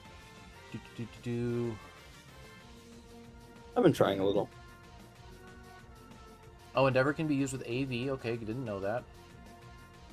Strong physical attacks that don't make contact are so strong. I agree. Ivy Cudgel, yeah. I mean, you're kissing the target. Aloe's the biggest damage dealer on the team so far. Can we get a game 5? True. I think on P4 side, I mean, Donphan has played a much larger role than I could have expected. Yeah, but and Annihilate... it's doing a mostly, I guess you would call it a support role. Like, we've seen Earthquake, we saw Stone Edge, but it's been hitting Counter and Endeavor, which is crazy. Though I am curious. Oh, go ahead. I think the Annihilate and the Chi-Yu have been very threatening Pokemon, but Aloe's just played such a great glue role throughout this match of being able to help P4 maneuver in a way where he's able to get in a position that's favorable against TBL. 100%. That's really what it does best, but really highlighting that here. And Aloe's been the glue of his team from the beginning. Like, since he got Aloe. I don't think he had Aloe on launch, did he? We can check that. Live draft. Let's look at how much P4's team has changed. He kept Corv, Superior, dropped Slowking, kept Chi-Yu, kept Donphan, dropped Fezandipity only for finals, so that doesn't really count. Dropped Ogerpon Cornerstone, kept Ape, dropped Frostmoth, dropped Beartick, and Alolan Vulpix. So yeah, his team, he didn't have Aloe going into this, so he's picked up a lot of useful things. Oh, you guys couldn't see any of that because of how I had the screen cut off. Nice.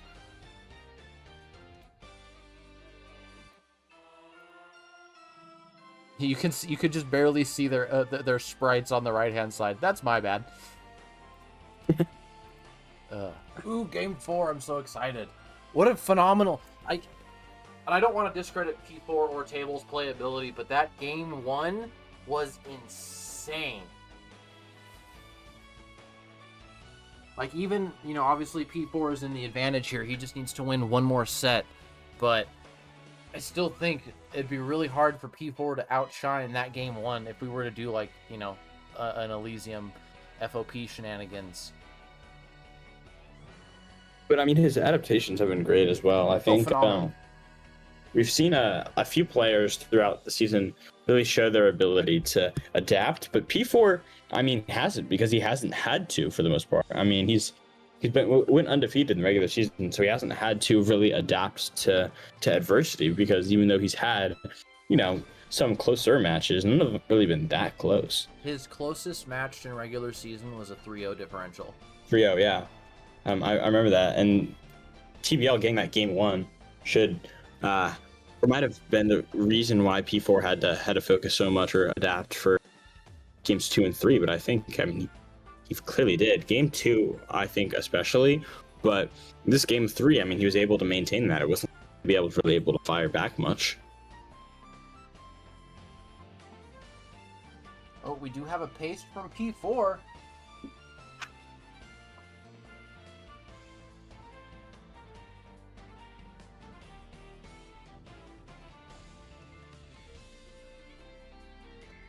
Let's see what we got.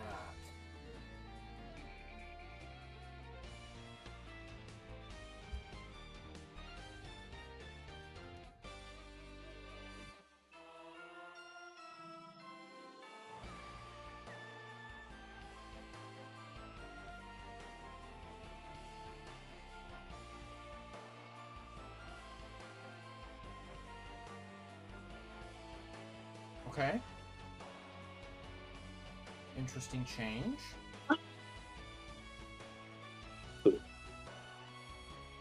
Oh yeah, very interesting change.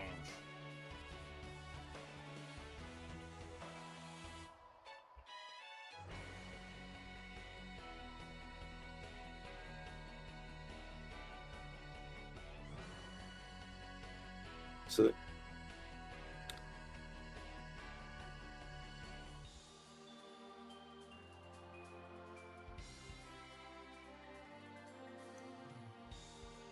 Alright. So P4 is not making it easy on me because he doesn't change the name of his pastes. It's alright. salute.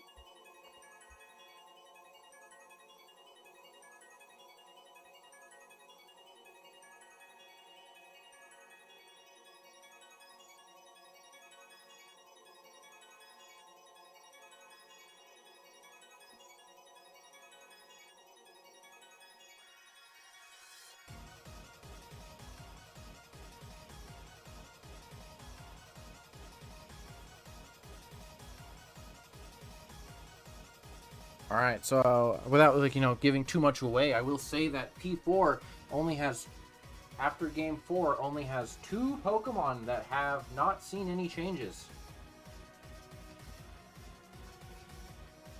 I feel like I could be talking about the changes. Yeah, just don't pull them up, but I think you can talk about them. Yeah, I'll talk about them. I'm gonna let them both know.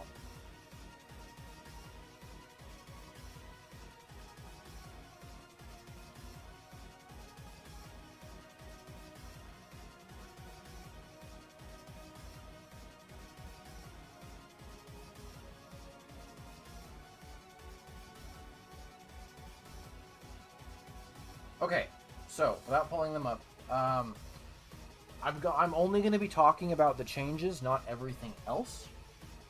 So, for context, for between matches 1 and 2, TBL's team did not see a single change. On Interesting. match 3, we see a change to 1 Pokemon.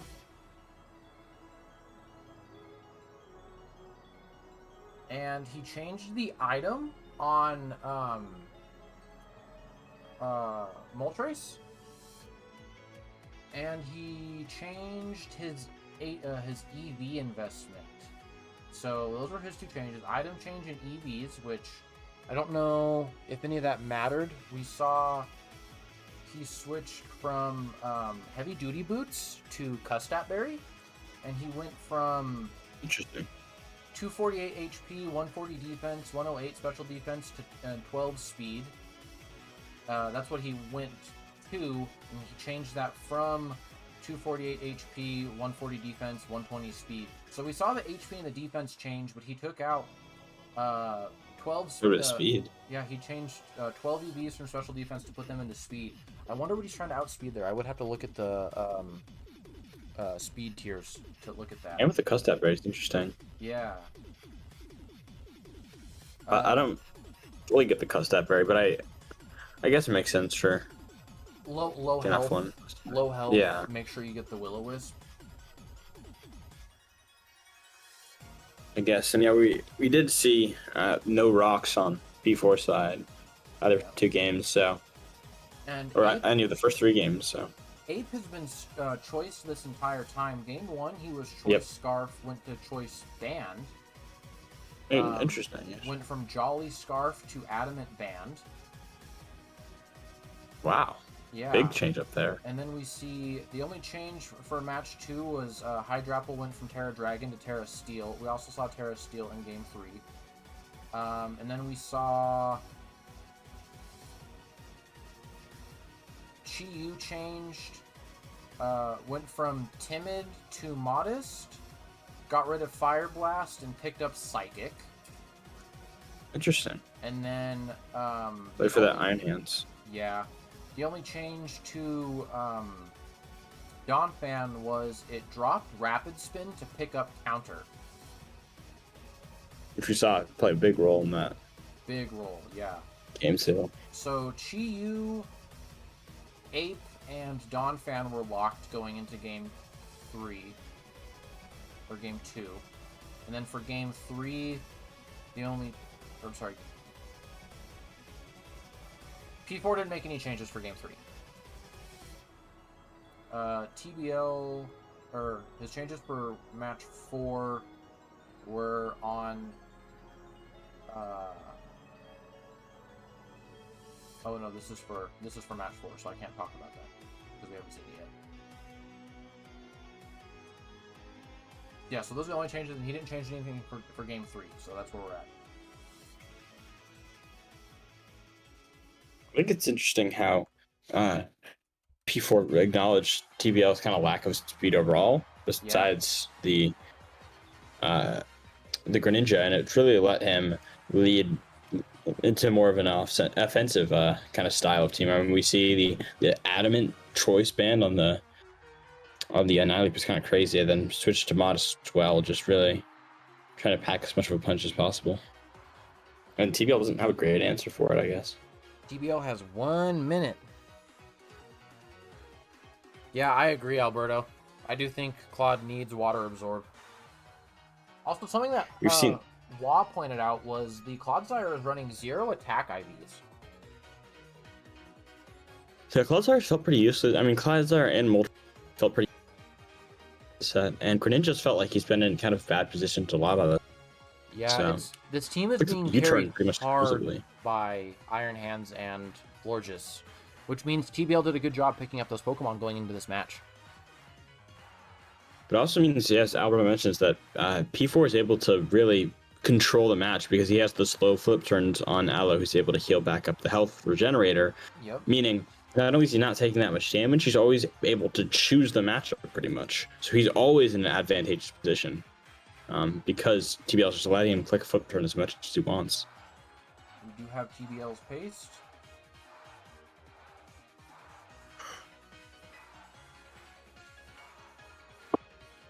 So I think it's interesting having a best of 5 because it's not just about the match. I mean, we're thinking about it in a big term perspective, like a long term perspective too. So it's hard for TBL to have to think about the long term implications of having a generally slower team or using Iron Hands in the way he's using or letting flip turns kind of happen. Like you have to think about it not only in a long term perspective because it's singles, but in a perspective of there's multiple games in the set.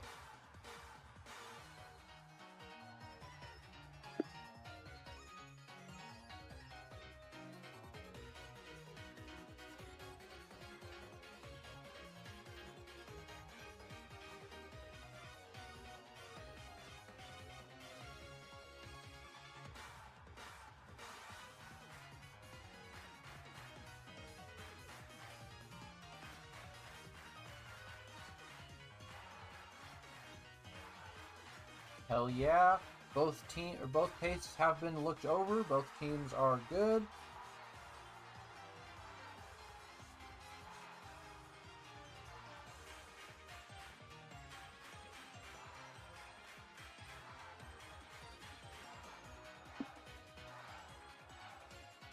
All right. Is this going to be the final match? Or does Table have what it takes to pull out and bring us to Game 5? Let's find out on the next episode of Dragon Ball Z.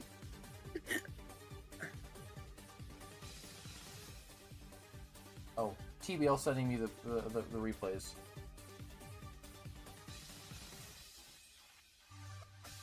This is Sword and Shield Gym Leader. This is, yes. I recognize this one. Go for Game 4. What? You foreshadowing? Foreshadowing. Aha! I'll stop. Yikes. Alright, so we watched from TBL's perspective last turn. We got to go to P4's this time.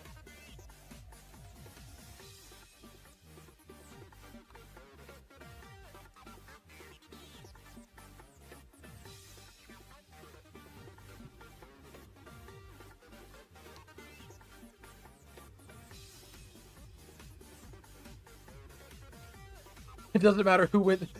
Alberto, it does kind of matter who wins. This is the make or break match, so. This is the make or break match. This is currently match point for P4.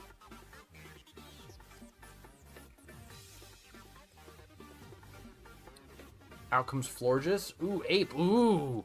Not a favorable matchup for P4. especially now that we know that he's banded. Goes for hard Rage Fist. That does a fuckload of damage.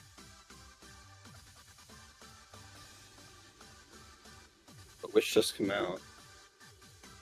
As Owl comes out Ooh, too. going for so Moonblast there was Moonblast. really scary, because that would have procced another hit off of Rage Fist, which would have killed the Florges. But Rage Fish could have gone first. Right? But we do see the Water Absorb! Finally, yeah, okay. Great switch there from TBL. Stealth Rock? Okay. Do we see a immediate defog here on the switch? Yes, we do. Knowing that he has defog and then immediately switching out is kind of free. Oh, he lands the freeze! Oh, shit! Wow. Oh, shit! I think he was expecting a Dawn fan switch in on the sword stand. That's what my anticipation, because that's what happened in the last few games. But this time, wow. Huge freeze.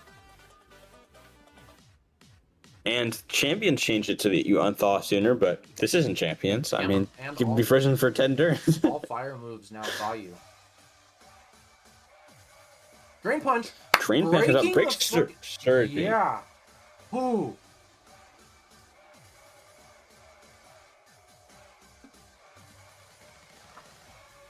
He's definitely an Ice Punch range. Donphan outspeed, so he does have to go for Endeavor here if he wants to. Oh, he does switch. You do see an Earthquake. Oh, Earthquake crit! Oh, fuck! Wow. That's just so much damage to the Florges with the crit. Florges cannot stay in here. And if you lose Florges, that's... I mean, we saw what that did to TBL last game, trying to play an entire game without Florges. Oh, he predicted a... Stoner is expecting the Moltres, yeah. Yep. I think he needed to bring in Moltres that last turn. And now he definitely can't switch it in now. I mean, he could, and he hopes that fucking Stone Edge misses. But that's ballsy if he does, though. That's ballsy. I love the honor that our opponents have. TBL landed that freeze and apologized. P4 lands a crit and apologized. Oh, he sends that Moltres. He does go for it. Oh! Beautiful! Wow. Very nice by TBL. Ballsy switch. Yeah, I stopped myself from saying, like, oh, I would go Moltres here because, like, even though he just went Stone Edge. But he's fucking... Wow! TBL's back on his fucking switch reads. Let's go. TBL wants this game 5. Goes for Wish. But he will die to another iron. Oh, he nasty plots on nasty read. plot. Oh, shit. Wow.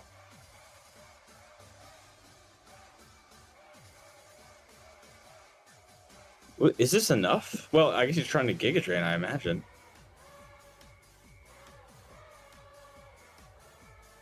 Without spoiling. That one's going to be a little bit of a problem for TBL. What is Fickle Beam's type? Dragon? Not according to Paste, it's not, because they have the little color icons. It's a dragon move.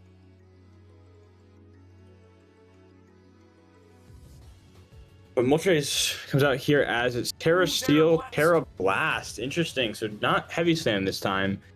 Instead this, which works out better. Well, actually, I guess it works out the same. But works out better for Hydrapple because of the nasty plot. Because of the nasty plot, yes.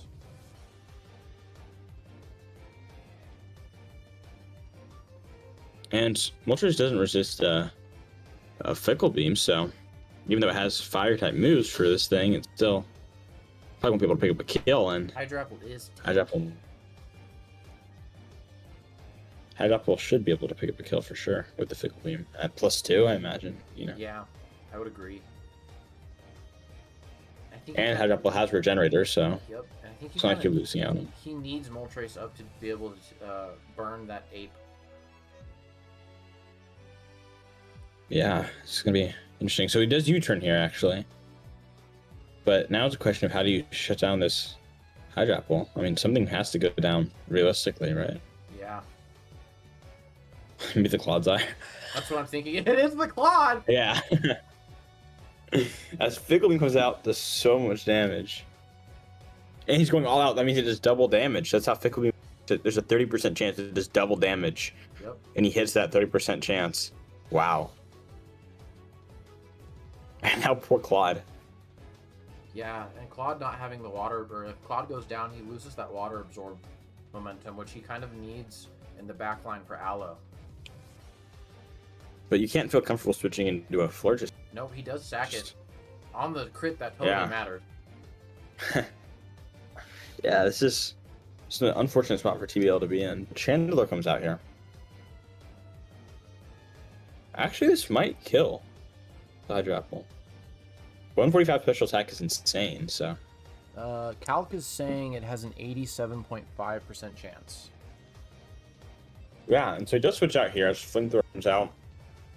Pretty safe Flamethrower just because he's at +2, right? Yep. No Claude in the back to tank these flip turns. Yeah. So we're kind of back to square one.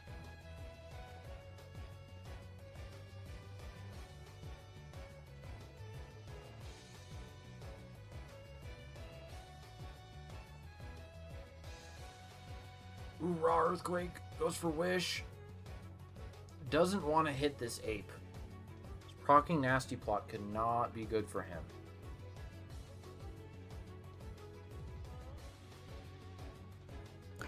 And wow. Missing the Protect is kind of huge.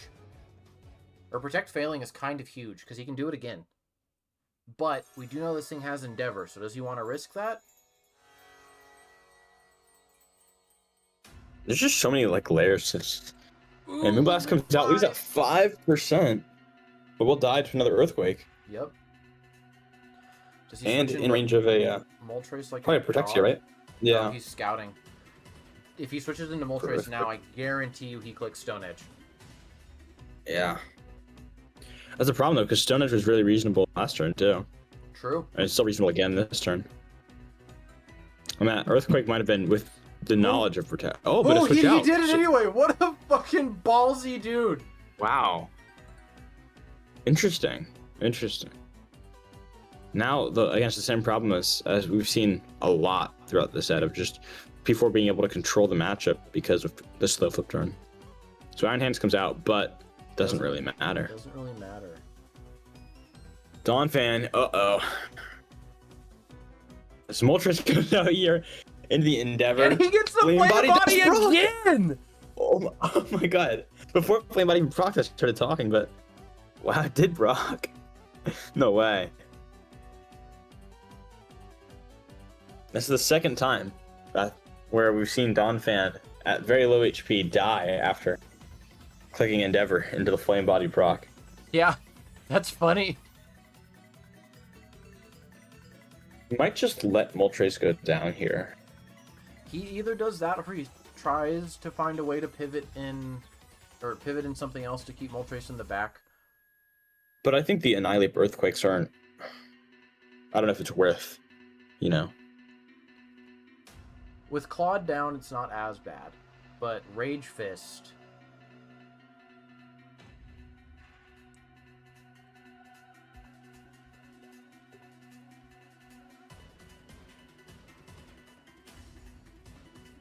Currently sitting in good position from both players. Obviously, TBL a little bit more on the back foot with his Moltres being so low.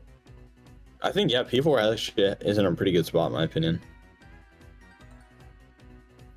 But probably has to sack Moltres here.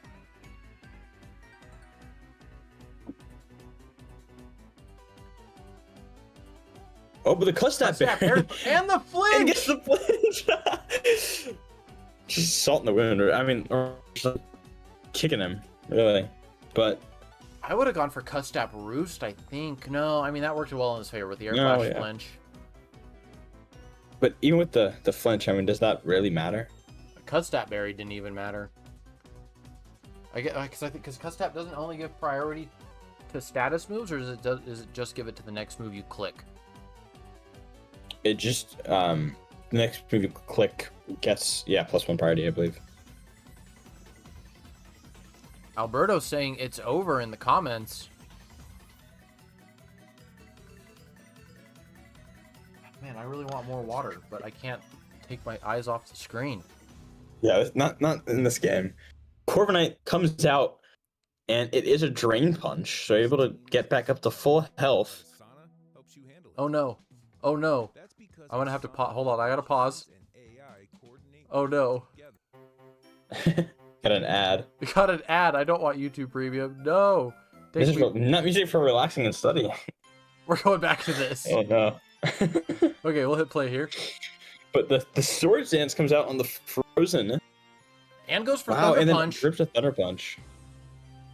And I guess that's reasonable, not wanting to risk another turn. Not wanting to get up another Swords Dance, not trying to be greedy with anything, but... Yeah. Out comes Ape. But now, actually, if you were to be at +3 here, +4 here, you would be able to pick kill here. You might not be able to, depending on this bulk on Annihilate. And we know that this is Banded Annihilate, right? Yep. So he should be doing a lot of damage with that Earth. Probably not picking up the kill, but still probably damage.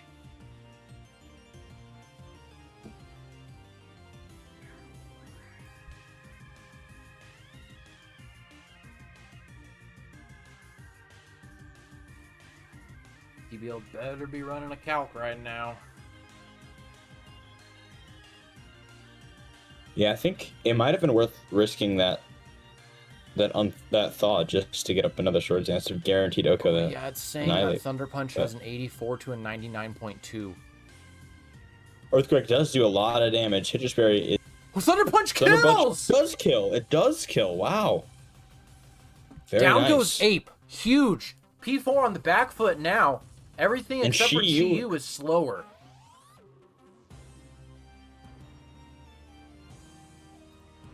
Turn to P4 was a roll, and I believe that. But, well, I guess we have to see if the Chi-Yu can pick up a kill. I imagine it is, because 53% is probably not enough. Calcs are saying 93. But Gren comes out here. Into the Psychic, wow! Beautiful!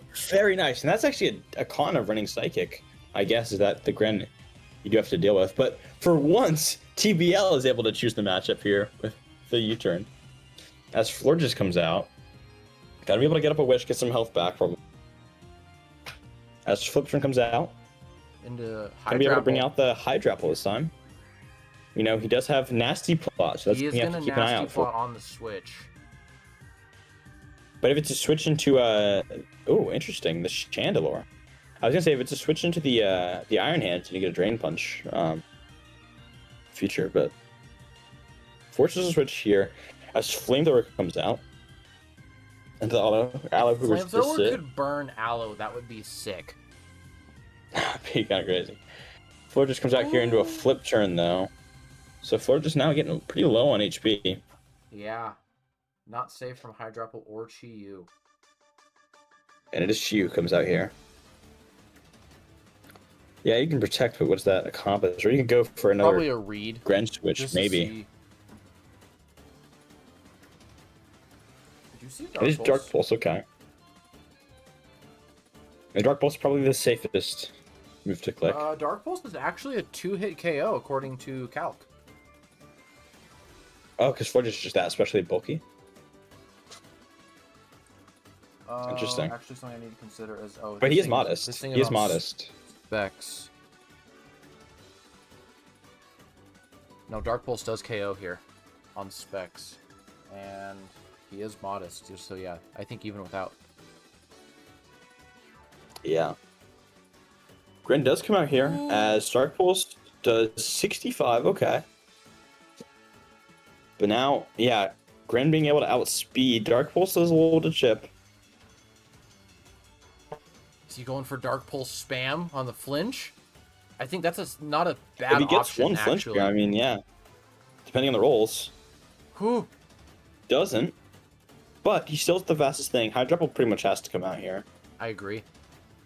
And we do see Hydrapple. And now it's a question of if it's worth letting him potentially get up a nasty bot because don't switch out. Oh! Yeah, you don't switch out. And now, what do you have that's faster than Chi-Yu? Interesting. I think Chandler may be a target for Iron Hand. I feel like if it's the floor that you're putting yourself at pretty much risk here. And Drain Punch, I guess, definitely possible. And no switch! Drain Oh, Punch shit. able to come out, Oh gets back up shit! to decent health, but you're probably still in range of an attack from I don't think so. Chiyu. I think from Chiyu, really, with the modest specs. With modest specs. Oh, Psychic and And no Flamethrower have a chance Psychic to kill. Okay. No Psychic, no Greninjas. But you definitely don't want to just let Iron Hands go down, so you're in a pretty tough spot. I don't know what you necessarily want to do here. Yeah, this is tough. Sax Florges. Interesting. On the overheat, though. So that means you are able to just bring out the Iron Hands again. Yeah, wow. I think that was pretty good on TBL's part. I think Thunder Punch is the way to go here. Not Drain Punch? Well, Drain Punch, yeah. Well, on the set that we have, Psychic is a guaranteed one-hit KO no matter what. So Drain Punch doesn't really save much. It's specs. Right. So, I mean, yes, he can't click it now, but clicking Drain Punch, because he's going to switch out. Chiyu is going into Aloe. Mm-hmm. But you don't kill with Drain Punch. So maybe he goes for... I don't know, Sword Dance is maybe an option. He Thunder does Punch, still Drain Punch, have I mean, Terra all of his up moves on besides... both of them. I would be curious to see what he goes for, yeah. Because a Terra Water is maybe an option, exactly. too. Terra Fairy could save him too. Well, but he's definitely switching, so he's not doesn't have to worry about it this turn, so he doesn't need to Terra right away. Goes for the Terra. He stays in! He does go for it! Wow! And really punished there from a Drain Punch, and Holy it's game over now shit! for P4. P4 going down. Going for the roll, going for the high roll. 5. And completely boomed there by TBL. No! That's just salt in the wound. Yeah, I don't think I had to worry about that killing, but still, brutal. Game fucking And we're 5! going to game 5! Let's oh my go! God. Wow. What a phenomenal finals. Yeah, I mean, great comeback for TBL. I think the first few games, I mean, they were pretty quick. We saw one of those games go 23 turns in favor, but this game going, 47 turns, more chance for TBL to make a little bit of a comeback here. We saw a few times where actually TBL was able to have a little bit of a favorable matchup instead of P4 being able to use the Aloe to kind of choose whatever he wants to be in front of whatever TBL has. But I think this is a okay. Time to go get more water. Match. I might need to get a beer with how this is going. I think this has been an incredible set so far. I mean, you can't really ask for much more out of a final set. And the Terra Water there, I mean, it's safe, right? I don't think there's any way that backfires for you, especially not in this end game. But wow.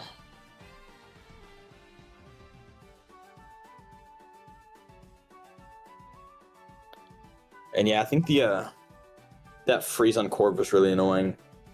But also that crit, yeah.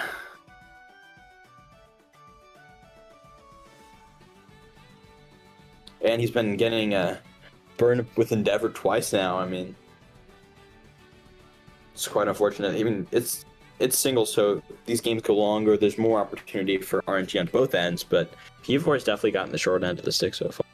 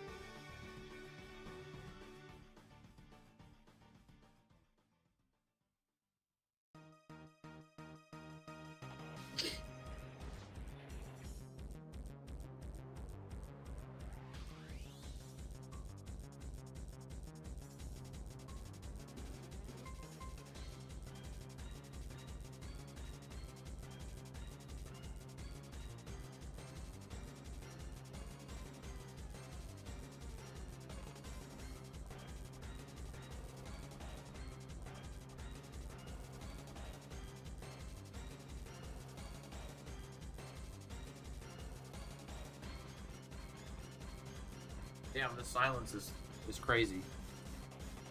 Well, we have a lot of waiting in this final compared to failings. True. All the replays so far are intact. Posted them. Oh.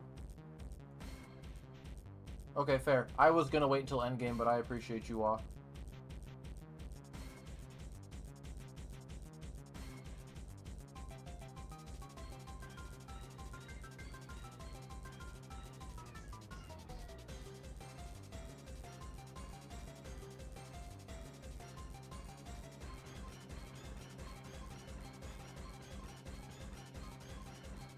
So let's look at pick'ems. What were our pick'ems looking like going into this? I believe it was pretty neck and neck. It was in favor of P4 by 2, and not And counting that was- myself. We have That was only because of my one vote for P4's favor. If I'd voted for TBL, it would have been at even, right? True. Yeah, So- Eternum, Dallas, you, Charcoal, and P4 voted for himself. And then obviously Table voted for himself. Rick and Dallas voted for both of them. You son of a bitch. He talked about that. I think he said he copped out because he didn't know which was going to be who was going to win. He was just torn. So the only person who technically voted, like, because we're nixing Dallas's and my votes, because my votes are just to set the emoji, so Dallas's doesn't count. The only person who voted for, and obviously people that vote for themselves don't count. Like, it does, but it doesn't count, right? Rick is the only person who voted for TBL. Wow. And do you want to know what's fucked up? Do you know why he voted for TBL? Why? Because they have the same colored flag. Kids from the Netherlands. Oh no. P4 said, yeah, I feel like shit in the end of that. I wonder how tired he is, if his tiredness has anything to do with it. Which, if we want to talk about that, that is giving Table quite a bit of an advantage, because Table is a night owl. So he's in prime gaming hours right now. They both chose to play it this time. They did. keep that It's in the mind. weekend, Yeah, so, you know, P4 like he's probably... getting screwed over. Yeah. And I did, in fact, get a beer.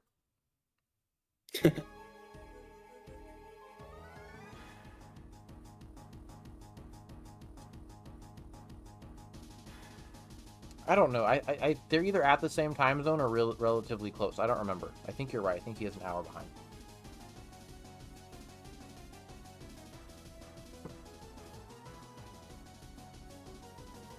And we got the final page.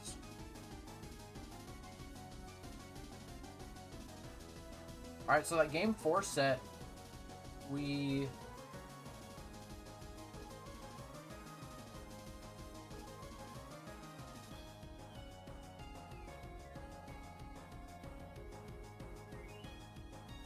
So game 4, we saw the change to Hydrapple. He went from 244 HP, 12 def, 252 special attack, to 8 HP, 252 special attack, 248 speed. Interesting. And then he changed Heavy Slam and Recover to Nasty Plot and Terra Blast. And then going into game 5, now that we are going into the game, I'll talk about the set since this is the last game. We see change to Aloma Mola. It dropped Body Slam. Or, I'm sorry, it dropped Aqua Jet in favor of Body Slam, which we hadn't seen Jet at all. So, way to keep knowledge hidden there. And then... Ooh, Corviknight had quite a bit changes. He went from 248 HP, 8 attack, 252 defense, to still not max, but 248 HP and max defense. And then he took the 8 in attack, put them in special defense, and he gave himself 0 speed IVs. Interesting.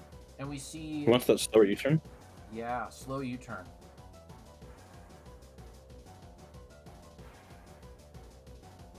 He dropped Brave Bird in favor of Body Slam. So 2 Body Slams, hoping to get some paralysis going on. Yeah, because we saw the how impactful the burns were on TBL's side. I had already talked to both of them, and I said, hey, we're going to start talking about your stats. Please do not join. And they both said, yeah, of course. And I know both of them are pretty honorable people. I don't think either of them is going to be doing anything to get an advantage. So I don't. Are you? Maybe also do. Were you questioning whether or not we should, or do you want us to be? Do you want us to be talking about exact sets? Because I haven't been covering exact sets. I've just been talking about changes.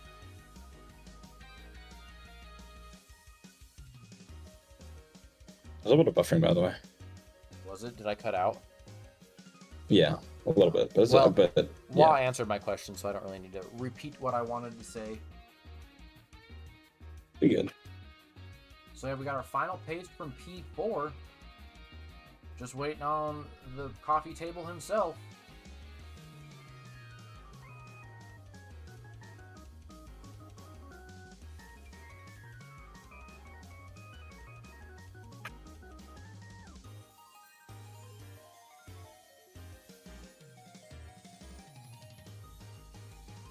P4 trying to get a little bit of an advantage on table.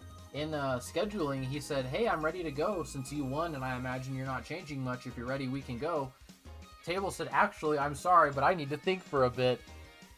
So P4 trying to just hasten the fight. I think that shows how he's kind of getting a little tired, getting a little worn out from the bad RNG going his way. I think he kind of wants to get it over with. And yeah, I don't think he anticipated going to Game 5. I didn't really anticipate it. After that Game 1, I thought TBL wasn't a shot, but after Games 2 and 3, I thought P4 had a huge advantage coming into Game 4. But yeah, TBL has been playing, both players obviously playing phenomenally, but I think with how P4's team plays, he doesn't have to make those exceptional plays, you know what I mean? Yeah.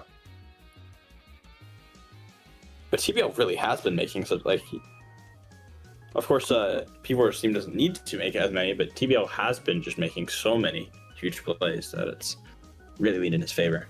For my expectations, I think TBL has to do something to adjust for the fast Donphan. Oh yeah, that Donphan outspeeding him is just, it's neutering important pieces. He's done a really good job adapting and being able to break sturdy without going for a straight nuke right off the bat, and I think that's been an important distinction to make. For the fights, it has changed the tide, because if he immediately got endeavored. Also, I do want to point out something interesting. P4 is running Endeavor on his Donphan, but he's not running Ice Shard. Interesting. Yeah, I thought at one point I had that thought about Ice Shard, but we haven't seen it yet, and I don't think he's really playing in a way where he wants to. I don't know. It's interesting to not see it though. At all. And to have Aquajet over, did he have Aquajet on his Aloe, or? He did have Aquajet on Aloe. But interesting. I guess the Aquajet would catch people off guard. Game 5. I'm so fucking hyped. How long has this stream been going on?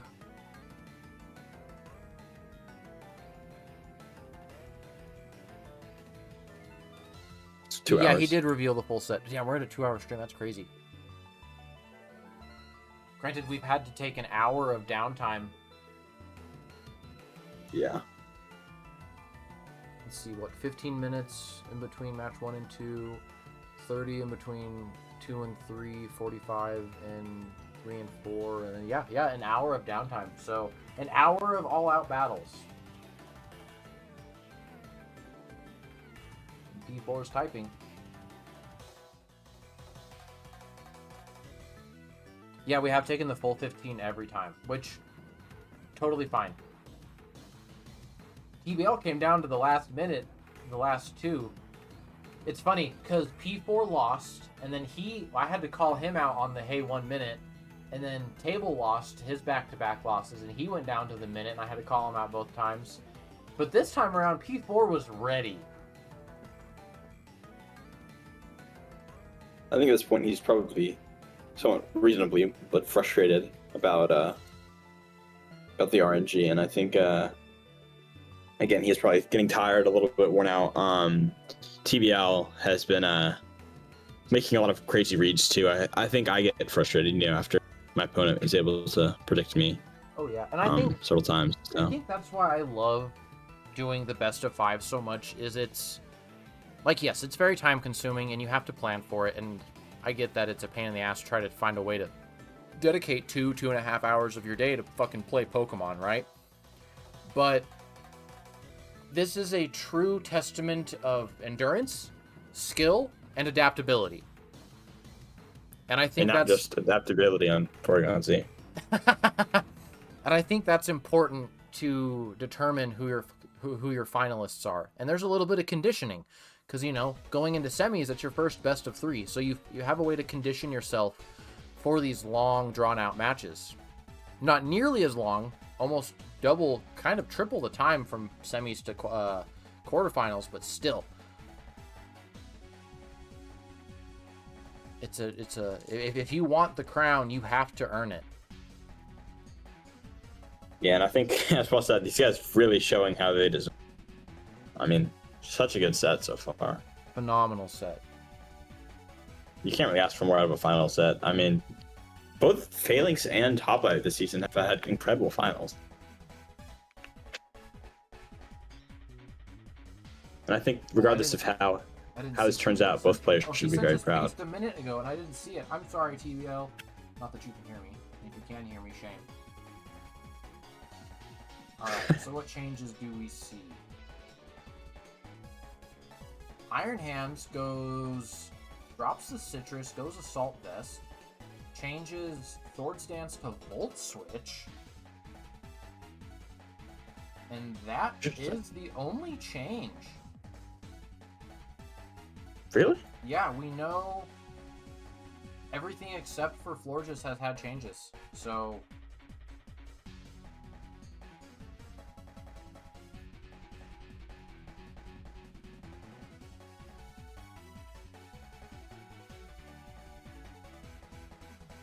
Well, I hope you've been getting them. I know I sent them to you the last couple times, but... I'll send them anyway, just in case.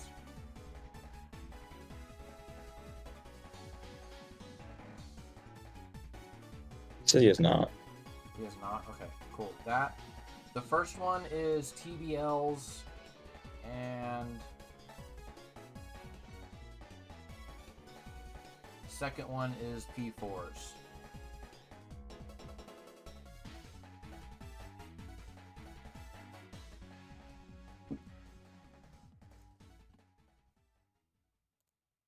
And here we have it, guys. Game 5. Fucking 5. Sorry, my cat just jumped in my lap as I clapped, and then I scared him away. Come back, kitty. All right, game 5. We watched from P4's turn, so let's watch TBL. I wish there was like an aerial view, because it feels like I'm picking favorites for game 5. Yeah, we needed to play this in Champions or something. Ooh. I'm not feeling it. I've played really badly all night. Your team is better. I am winning this game. Okay. Okay. Whoa. Damn. Did you meant to say I'm not winning this game? Because it sounds like he wasn't confident at first, like in the first few sentences, but I think he's thinking despite all that.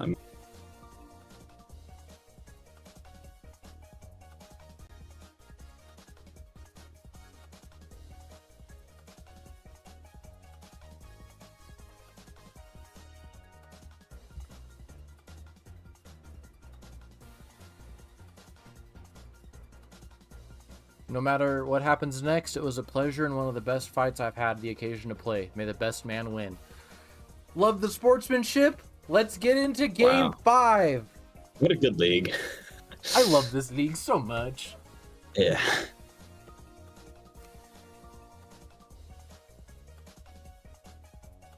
I'm really looking forward to watching this Iron Hands. I want to see Iron Hands win this game.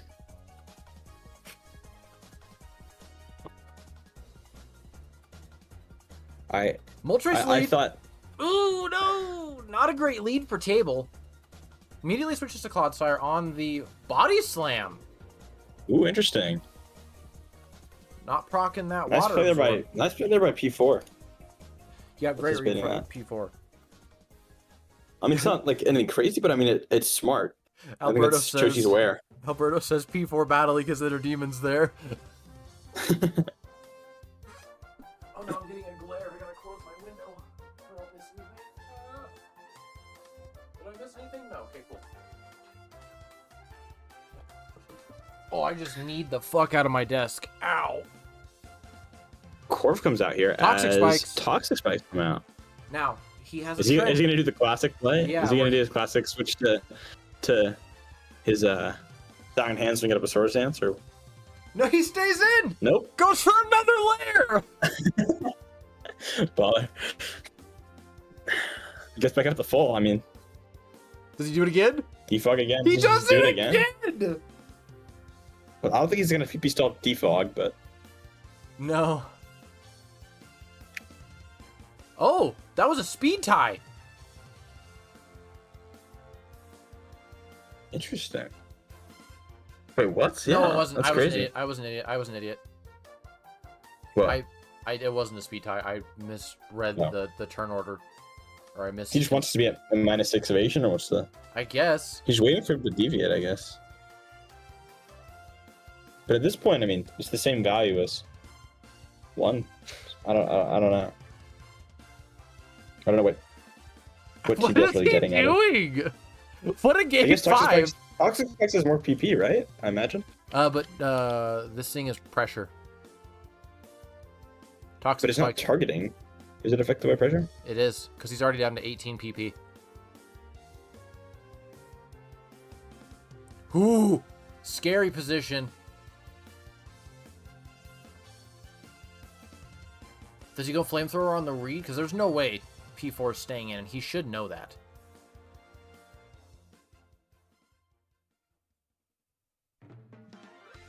Yeah, it could be energy ball into aloe. It could Energy be... ball? No, we do see a flamethrower. Yeah, I think shadow ball would have been good. Just cover a lot of bases there, I but agree. energy ball was probably the second best option. I think flamethrower was probably the third best option. Not going for body these slam- flip turns. That's good awareness on P4 because this Claude's Iris now, has the potential to stop it and trying to get a para here, right? Yeah, But has Toxic to Spikes be. does come out, Back out to and Corv. Corv comes out, as does Claude Switch. Rocks, interesting. We just know he's I think, he's gonna defog him away. I think TBL is just playing in a really weird way right now. It is. Maybe think with this, I the rocks legit and think he's PP stalling defog. with rocks and T spikes. Yeah. Interesting. Before what the actual? I assume. Fuck yeah.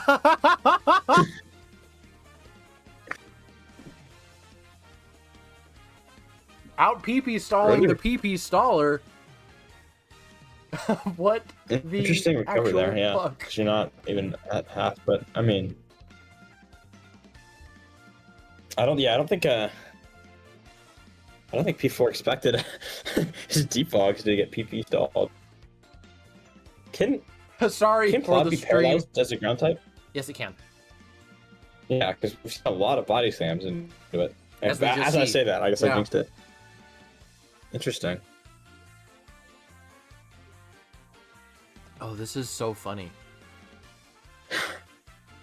Now this is game 5. Fucking cinema. No, this is bodies.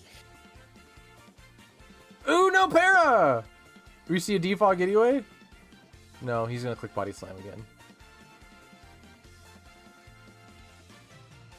Oh, this is so funny. Turn 21, sure if this this is all we've seen. I'm not sure if this is the greatest strategy TBL has ever concocted, but maybe he's able to get up rocks now. And he is. I mean, That thing has psychic, big bro. I'm just not really comfortable switching into Gren here, but he might do it anyways. I don't think overheat's missing though. I'll tell you that much. Ooh! Ooh. Oh my And the god! Earthquake to 76 stays in with that. Wow. You don't live, but he does, actually.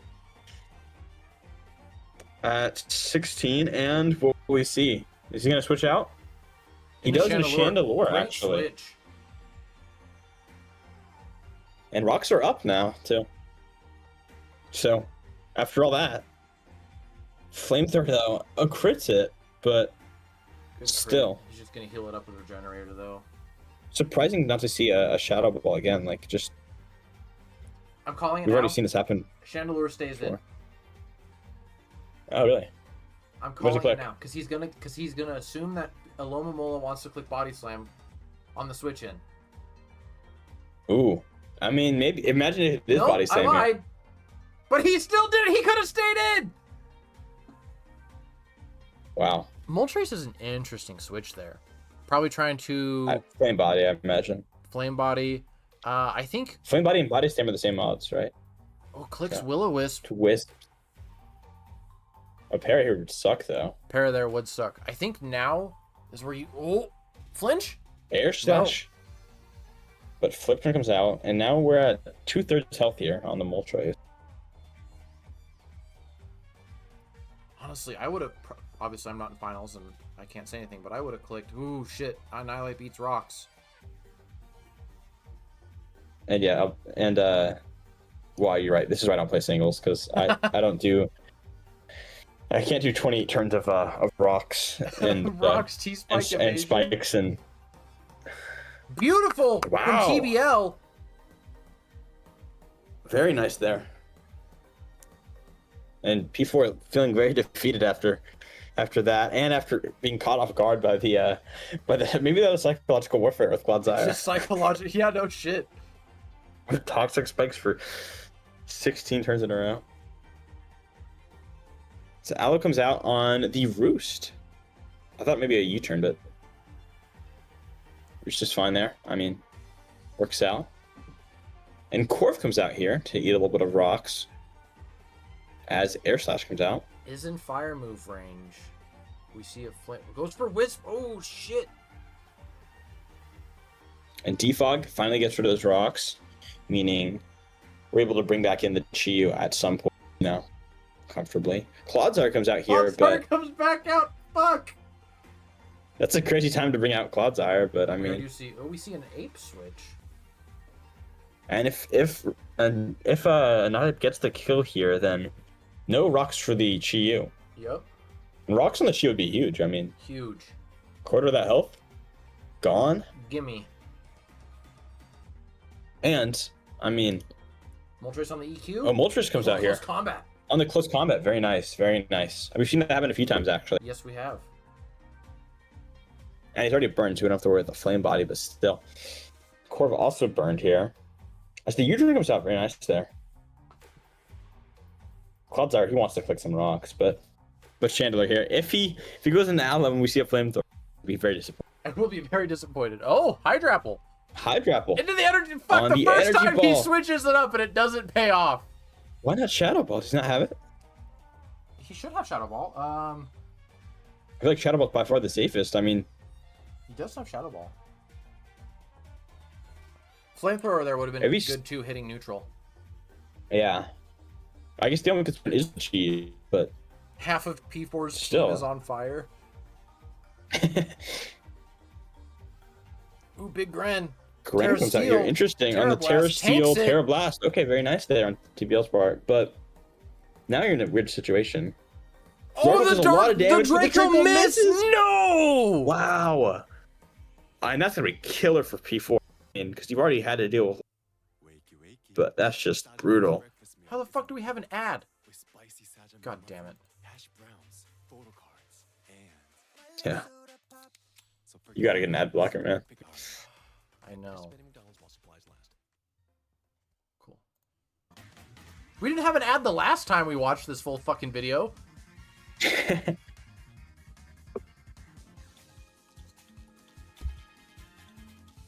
Oh, we didn't miss anything. Cool, they're still thinking.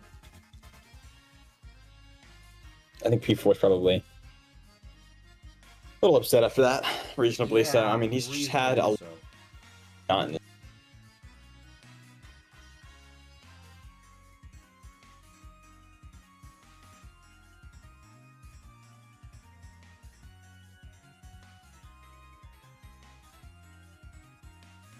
Oh, and just as a heads up to the viewers, we are doing post-match interviews between our two players. I hope P4 is still down for that. I know he's fucking tired.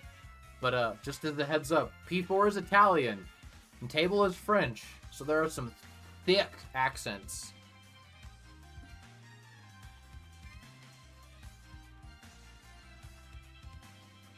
P4 running through, I assume right now, was probably a lot of heavy calcs. Seeing what he wants to switch into, because I don't think he wants to sacrifice Hydrapple right now. He's probably wants to try to pivot it out to get a Regenerator.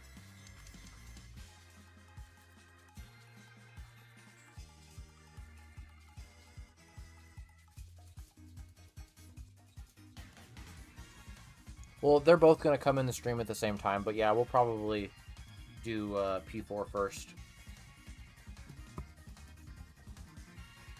Blizz, can you send me a DM of some of the questions that you asked to both Cybon and Juvie, just so I have like a quote-unquote script to base off of? Yeah, I got you. Dark Pulse! 34, which means if Aloe stays in here, it does die after this next Dark Pulse. We do see a flip turn. Flipper comes out. Gonna be able to get back up to some nice health here, because this Regenerator's been putting in so much work on Aloe throughout the whole set, but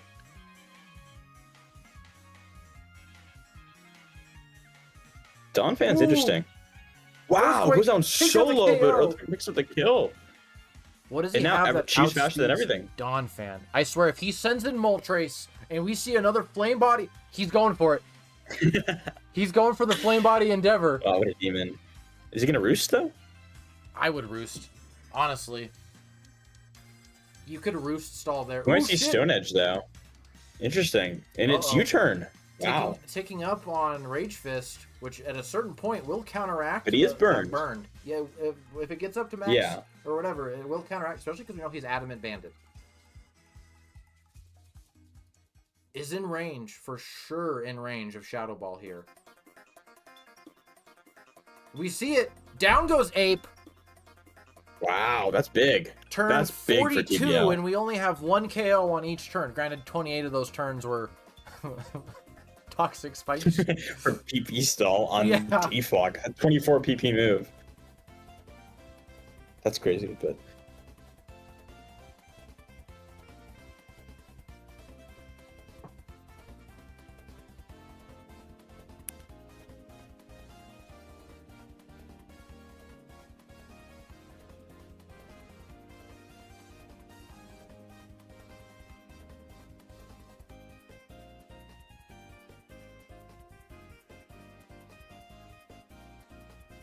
Wow. That was faster? What did I miss? I was typing. Chiyu got outsped by the Chandelure. Yes, Chandelure is Scarfed. Wow. And we know Chiyu is Specs. And, I mean, the Terra Fairy is going to put in work here, but this looks like a TBL's game to lose at this point. I mean, with Annihilate and Chiyu gone. I had 20% to live and kill, had to try. Can't hurt you for or can't blame you for trying, buddy. Because, yeah, what deals with this thing? I mean, we have Terra Steel on Hydrapple, but he's already Terra Steeled, so he's now weak to fire. I mean, Shadow Ball's not going to kill him, but I don't think Terra Blast kills either. And he stays in the Shadow Ball does kill. Wow. That is and insane. I don't know what P4 has. P4 doesn't have much in the back. I mean, Shadow Ball, like, he's just doing strong damage to everything. That Donphan's low. Yeah, Donphan died. So, and I mean, we have burned Corviknight and burned, like, half health Aloe.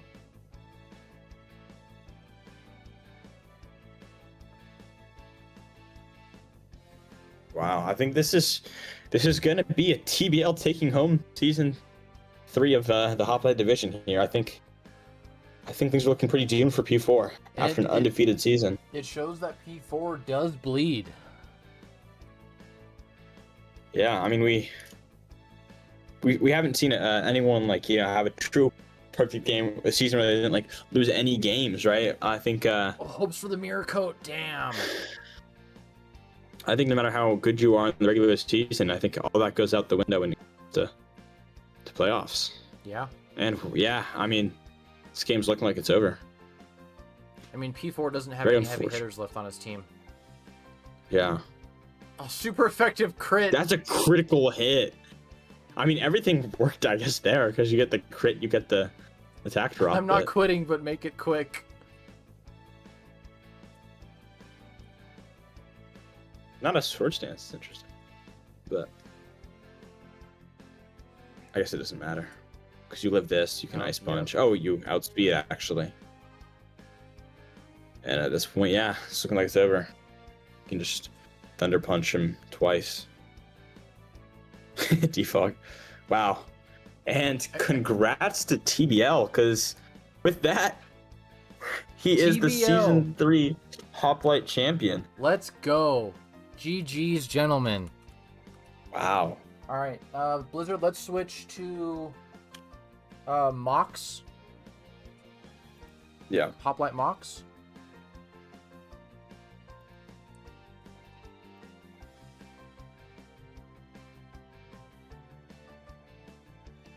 All right, just waiting on. And there's P4. Hi. Hello. We'll wait for TBL before we commence the interview. Yeah. No worries. What time is it for you right now, bud? 2:43 a.m. Oh shit, you're tired, huh? God. Yeah. Hello. Hello, Table! Congratulations, sir! Thank you. Congratulations to both of you, honestly. Really, both of you played Yeah. phenomenally well. Yeah, I was so scared after the two match before did. Oh, I bet. I bet. So, Yep. Table, we know you're a night owl. P4, we know you're not. So, most of this first part of the interview is going to be mostly, like, directed to both of you, obviously, but like, if we could just knock out P4 first, because bro probably wants to go to sleep. No problem. So, I'll probably stay in for the rest of the interview. I want to hear what Table has to say. okay, so- well then we'll just, we'll ask the questions, and then we'll let you guys both answer in tandem. So, going into this, how were both of you feeling? Nervous? Both Oh, of us, yeah. I think. Yeah, P4, obviously you had an undefeated season, and obviously that undefeated carried into finals. Like, you didn't even lose a match in your semifinals as well. So, were you feeling confident, or were you also feeling really nervous? I thought the matchup was not in my favor, and I knew I could win. There was surely the chance, but I felt very stressed because of the odds were against me, in my opinion. But oh well. It's fair. What about you, Table? You had a... I was scared. He was undefeated with a +5 with a 5 differential, Yeah. medium, average. Yeah. And we never seen him lose before that, so yeah. Yeah, I Table was came scared here as fuck. to prove that P4 can bleed. As I told Blizzard earlier. Yeah, I said it at the end of the first game too. Oh, did you? I missed that. That's funny. So like, with the gimmick, we saw that Florges and Iron Hands came on Table's team, and they obviously put in a fuckload of work for you. They really, I don't know how. I'm not saying that it wouldn't have been losable, but like they really proved how valuable those changes were. P4, what was your thought process on not bringing any of the mons that you stole? Well, okay. I think that the thought process of going with the mons I had drafted started in when I traded mons for the gimmick. I didn't trade anything important. If you look at it, I only traded low pointers because I'm used to these mons. It's my first draft. I wanted to like get used to them before playing anything else, and like I knew that they could do well. So, and when I actually went into the team builder, I was like, Blissey useful for sure, but AD Mola can more or less do the same. and honestly, I never planned on using the fairy type whose name I can't remember. Triage. Comfy. Okay. Yeah, that one. Yeah. So Okay. That's it. Blizz, you got a question? Yeah, I think throughout the set, I think there have been there were a lot of moments of RNG. I think some of the big ones were the Dawn fan with the Endeavor get proccing Flame Body twice. We saw Draco miss in that last game. There were some unlucky crits on both sides. But I mean, P4, you had the kind of the bulk of the bad RNG in your favor. I mean, or bad RNG against you, right? What was both your kind of reactions, or like how did you try and come back after some bad RNG with like the freeze too? I mean, there are a lot of examples, but yeah, in situations like that, the odds are awfully against you. I usually try to go for rare wins that can happen. For example, in the N against table, I had a 20% to leave and KO his Chandelure back with a psychic. It was 20%. It was super low, but I had to try it. Various times I went for because I was on the back foot. I went for rolls that were very improbable. Like I had a 45% to leave a Thunder Punch when I had an Annihilate. I had to go for it because like had I not gone for it, I would have lost on the spot. So I tried to go for the risky plays that may happen. They did not, unfortunately. Fuck. What the fuck? I can't type. Sorry. Don't mind me. Ah, damn! I just want to. So I filled out the playoffs bracket, and it's kind of sad. Wait, Blizz, did you have to manually input the finals MVP? yeah, Oh in shit! Okay. that book. Okay, well hold on. Blizz, if you want to ask the next question really quick, I'll do this really quick.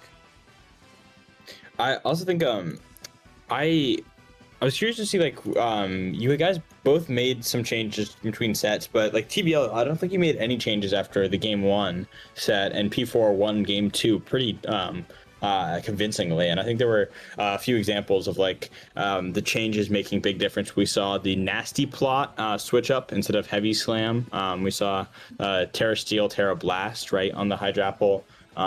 We saw some EVs being changed around on things like Corv. We saw speed tiers changing a little bit. Annihilate set got changed. Chiu's set got changed. But we saw a lot of changes on both sides. What were you guys' thought process? I'll start with P4, but what were you guys' thought process going into making those changes in between sets? Fable, say something. I'm the only one speaking. Yeah, he said he was starting by you, but I can start.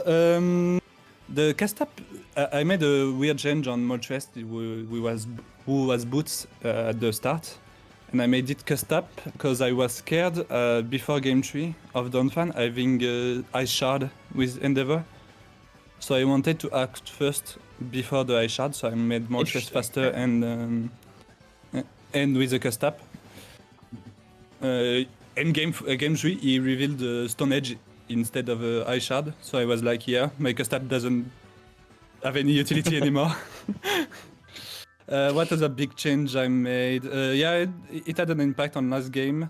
Chandelure passed from being a weird Assault Vest set to being Scarfed to outspeed the Chiyu. And I think that's the major changes. No, what absorbed Clotsire. On Chandelure,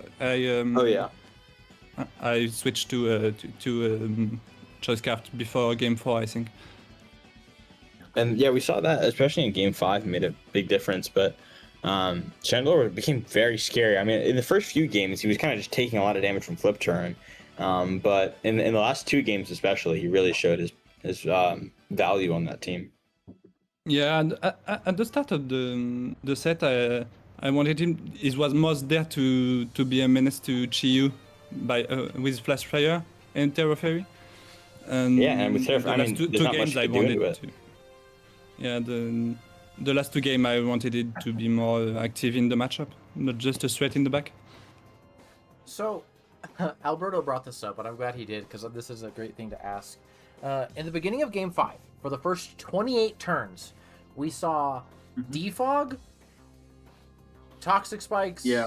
And Yeah, stealth I'm rock. sorry about that. What? Insane build by Table. Well, yeah. Insane. Great set. Was that What so? to Like, say? obviously, P4, we can kind of gather how you feel. So feel free to answer this still if you want. But TBL, what was your thought process going into that? Were you attempting to PP stall the PP staller, or was that purely psychological basically. warfare? Both. To be fair, both. I was like, if I can manage to PP stall him correctly, that's a win. I get a toxic spikes up, and he's got it to have there. He's got to have it there the whole match. Yeah, I was like, he can also create a mistake on P4 side, and I can take that.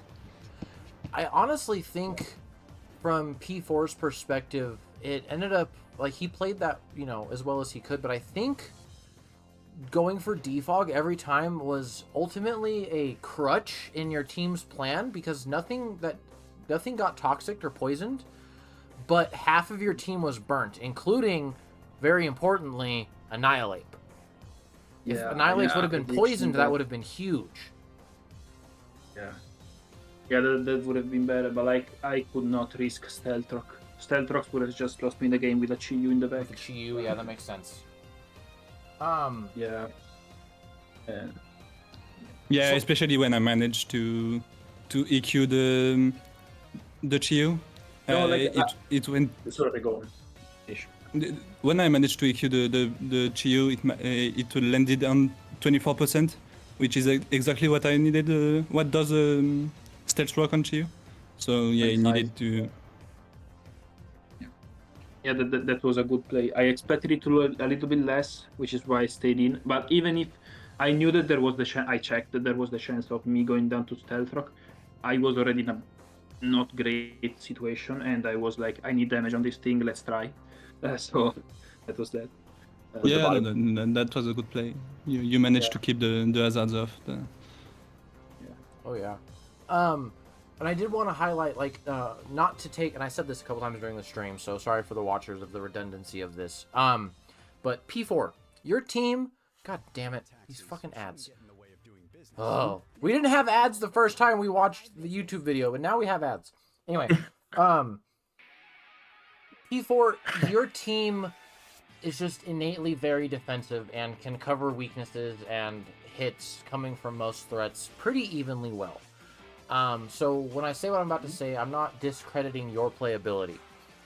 But, Table, your switches throughout that entire, Game 4?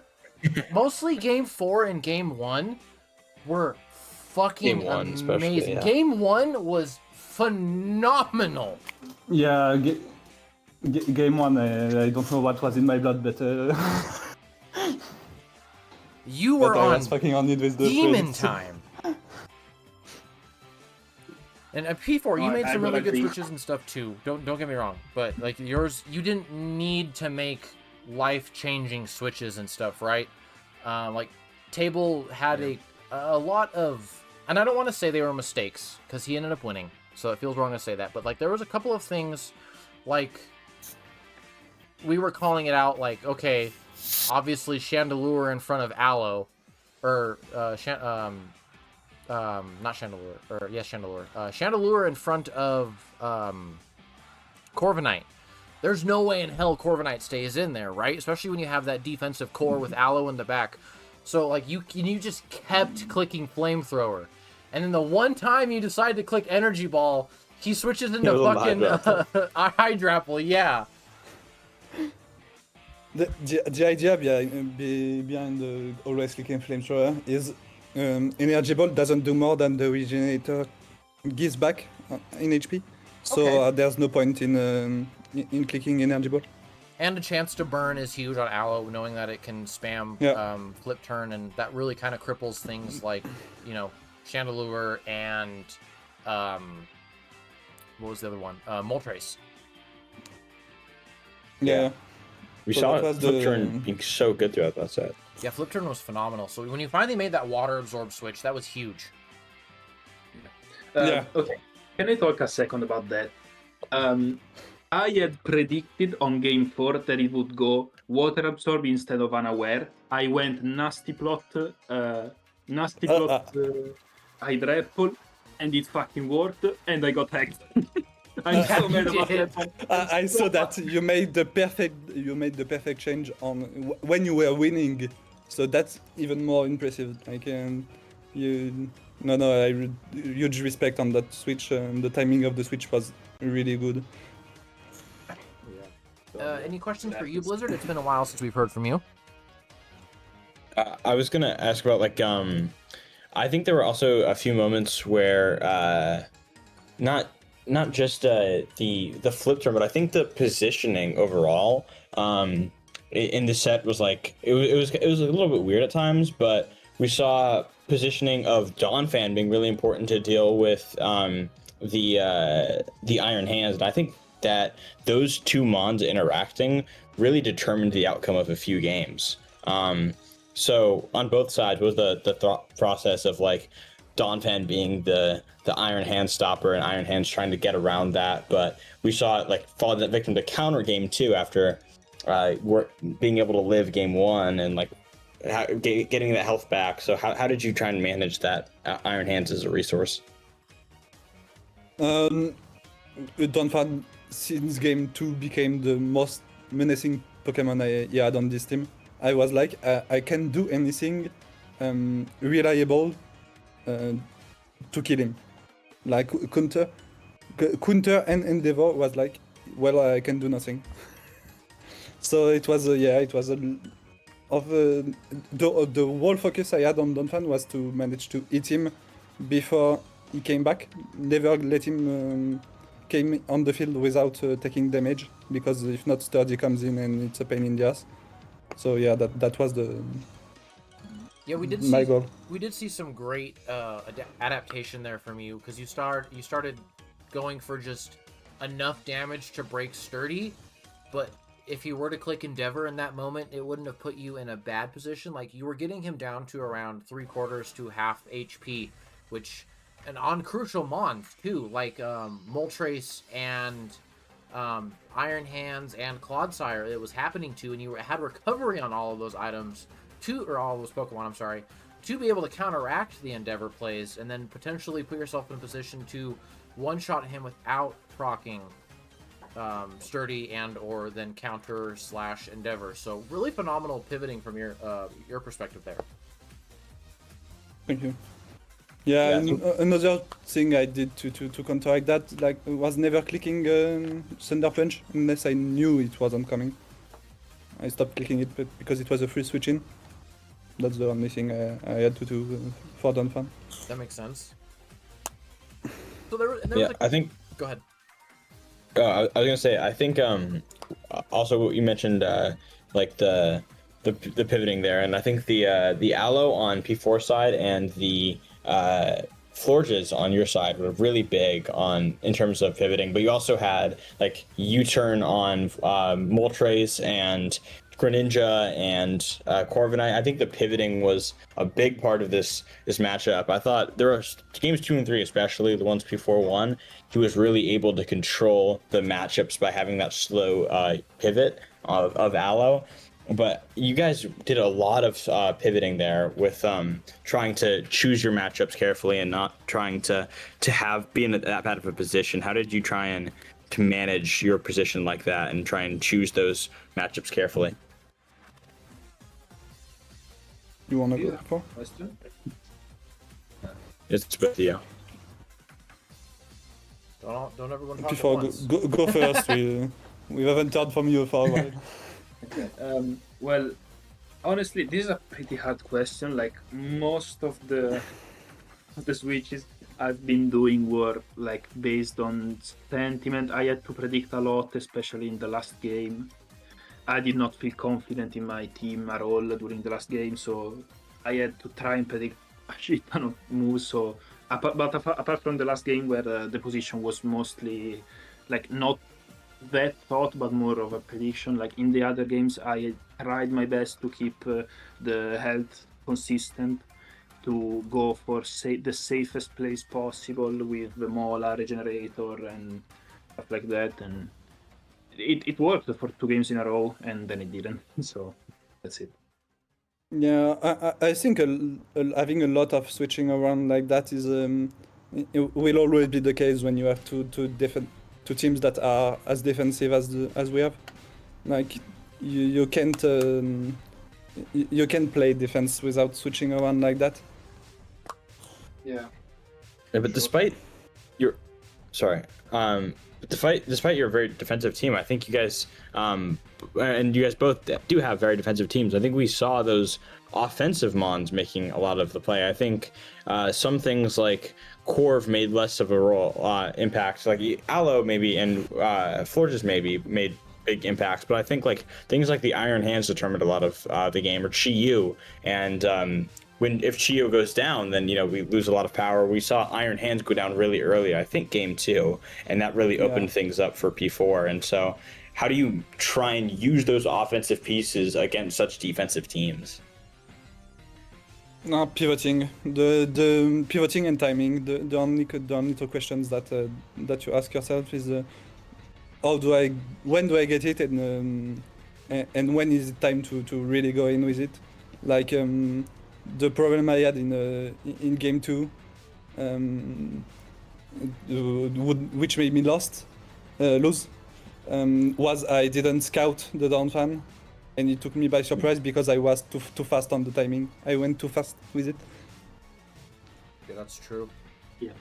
Then there was a couple of times where, like, obviously, I mean, this was me having insider knowledge, of course, because I saw both of your guys' pastes. And this was the match where I decided to say, hey, guys, please make sure you're running calcs, just because there was a couple of things from both of you. Nothing of worth naming from P4's side, because it didn't really matter as much, but table, there was a couple of times there where I saw, like, there was, I think it was game 3? It was game 2. It was game, it was 2, game 2. where you had Swords Dance up on Iron Hands, and Chi Yu came in, and you switched. Yeah. And I was looking at that, and I had the calcs plugged in, and you lived either a Dark Pulse or a Flamethrower / Overheat with a guaranteed 2-hit KO. And So it was game 3 then. Yeah, and you would switch, and you would switch out, and I was like, "Fuck!" And then there was a couple of times where, like, and this was very important, mostly with Chi Yu, because Chi Yu was such a threat, right?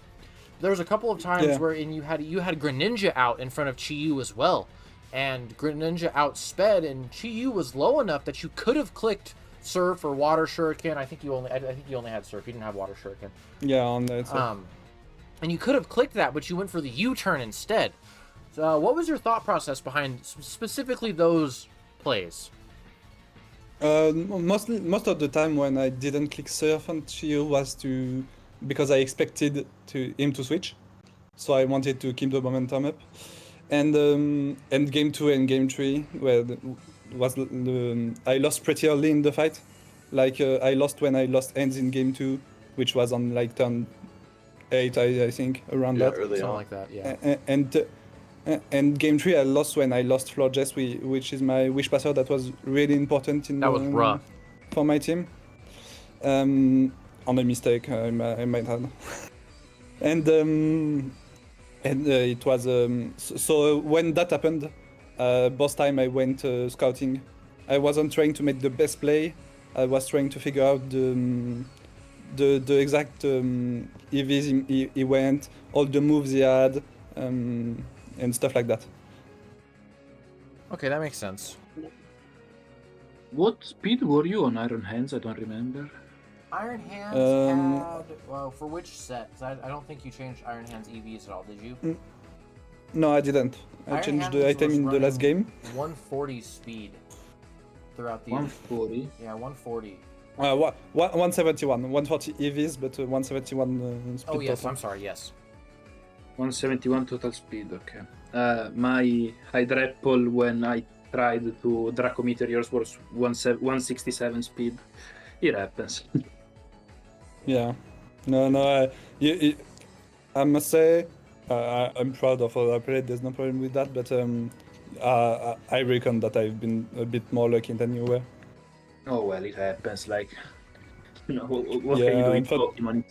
It's a randomizer simulator. So who cares? P4, I just want to let you know, man, this being your first ever draft league, you going undefeated throughout regular season, going into winning your quarterfinals, not dropping a match in your semifinals, and going to game 5 in your finals. Man, I'm super proud of you. You should be proud of yourself. Yeah, you didn't take home the cake, and that's totally... It was incredible. It was incredible. You were phenomenal. And in that same breath, TBL, for consistently we've seen phenomenal gameplay out of you. And I know in other leagues you're always saying, oh, I made it to playoffs, but then you lose in quarterfinals. And you made it to semis, and then you won finals. How are both of you feeling right now?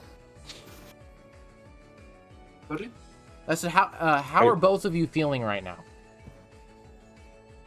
I'm a bit. I need a bit of time to realize, but I'm feeling great. I'm starting to realize it while we're talking, but yeah, for now it's a bit too early to Got for me to be.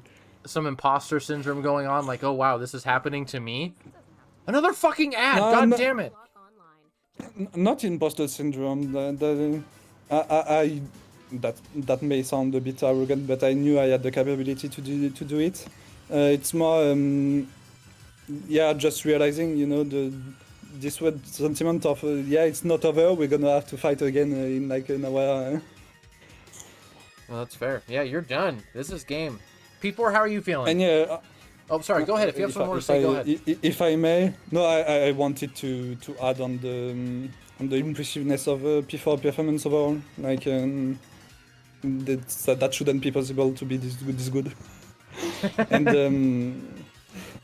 And yeah, another thing is I think the final goes very differently if I don't have the chance to have Brett in my side of the tree, who offers me Iron Hands. Yeah, Iron Hands and Florges were huge for your capability of winning this. Yeah, they both lifted up to some heavyweights. Yeah, there are not many great physical electric types. No. Yeah. No, there's not. So yeah, P4, going to you. How are you feeling? Well, first of all, thank you guys for the compliments. Obviously, I appreciate it so much. I am obviously happy. I think that I did a great performance, especially for my first time ever. I would say that I'm less happy than what I was after semifinals. But, you know, it's normal for a loss. You know, it happens to the best of us. And yeah, it probably come back. It comes back like every time. It wasn't finals, but every time I lost to quarterfinals, you feel sad on the moment, but after it comes back as a great memory. Hell yeah. Yeah. Sure. Anything else from you, Blizzard? Not really. I think you guys played an amazing set. I think you can't really ask. I think I said this before, but you can't really ask for more out of a final set. I think you guys played so well, and it was like really intense throughout. A little bit of RNG on both sides. There's a little bit of crazy reads on both sides, but I think you guys both played really well. Had amazing regular seasons and played great throughout playoffs. I watched all your guys' playoff games, and you played incredible. So I think, no matter what happened in finals, you know, you should be proud of yourselves. But in this finals especially, like, you guys just played incredible. So great stuff. Thank you. Oh yeah. Thanks a lot. Anything else to add from either of you two? Yeah. Yes, thank you for organizing the. What did you say, P4? That I'm winning next season. All right, we're gonna hold you to that. Yeah, I'll be there. I'll be there. Don't. All right, everyone. I do believe that is going to wrap up our... God damn it, I hate Streamlabs. I do believe that is going to wrap up our stream for today. Thank you, everyone, for tuning in. Thank you to everyone who played throughout the season. All of you guys are phenomenal for sticking it out. Even though a lot of you were in losing positions, we only had one substitute or two substitutes due to someone dropping. And I just want to say thank you again for participating in ODL. It wouldn't be... I know a lot of you guys are like, oh, thanks for Blizzard and Charcoal and Spam for running it.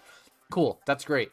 thank you guys for participating. This league would not be what it is without your guys' perseverance, dedication, and willingness to play for a 13-week time frame. And I'm so ecstatic to have the privilege of running a league and having the support that I do from Charcoal and from Blizzard, and having such phenomenal players. The honor that you guys show each other, the camaraderie that you guys show each other. There's shit talking, of course, but especially in this finals set. Especially in finals, yeah. Like, you guys were so respectful after like crits and after like freeze. I mean, like after every little bit of RNG, you're like sorry and like just trying to show as much respect to each other as possible. That's so amazing. It is. The only time I lost it was the like 9 body slam no pair. That was the only one.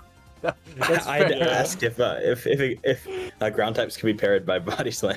Yeah, it was funny I was 'cause starting to wonder too. he asked that. He's like, can ground types be paired by body slam? And I was like, yeah, they can be. And then you clicked body slam and paired the Clodsire, and I was like, yeah, see? So that was funny. But yeah, thank you guys again. Thank you for everyone. Thank you for P4 and Table for showcasing such an amazing finals. It truly has been an honor to run season 3. Obviously the other seasons too, but season 3 really feels, I know for Hoplite and Phalanx, it really feels like the league is finally coming together and in a position where it's just fucking awesome. And that's, yeah, I could glaze ODL forever, and I can't say enough just how much I love you guys for being in this server and for giving us the opportunity to run a draft league. So again, from the bottom of my heart, thank you everyone. And yeah, I do believe that's going to wrap us up for today. We'll see you guys all very soon. For anyone watching this on Twitch and or YouTube who has made it this far, you're going to have to wait a little bit. We got to do some things before then, and we have a schedule to follow, so it's going to be a little bit of a break before we start Season 4, but we are coming back, and we're coming back with a fucking we have vengeance. great things in store for it. Great things in store. Season 4 is going to be hype. So, yeah, that's going to be it. Later, everyone, and we'll talk to you soon. Thank you guys. See ya.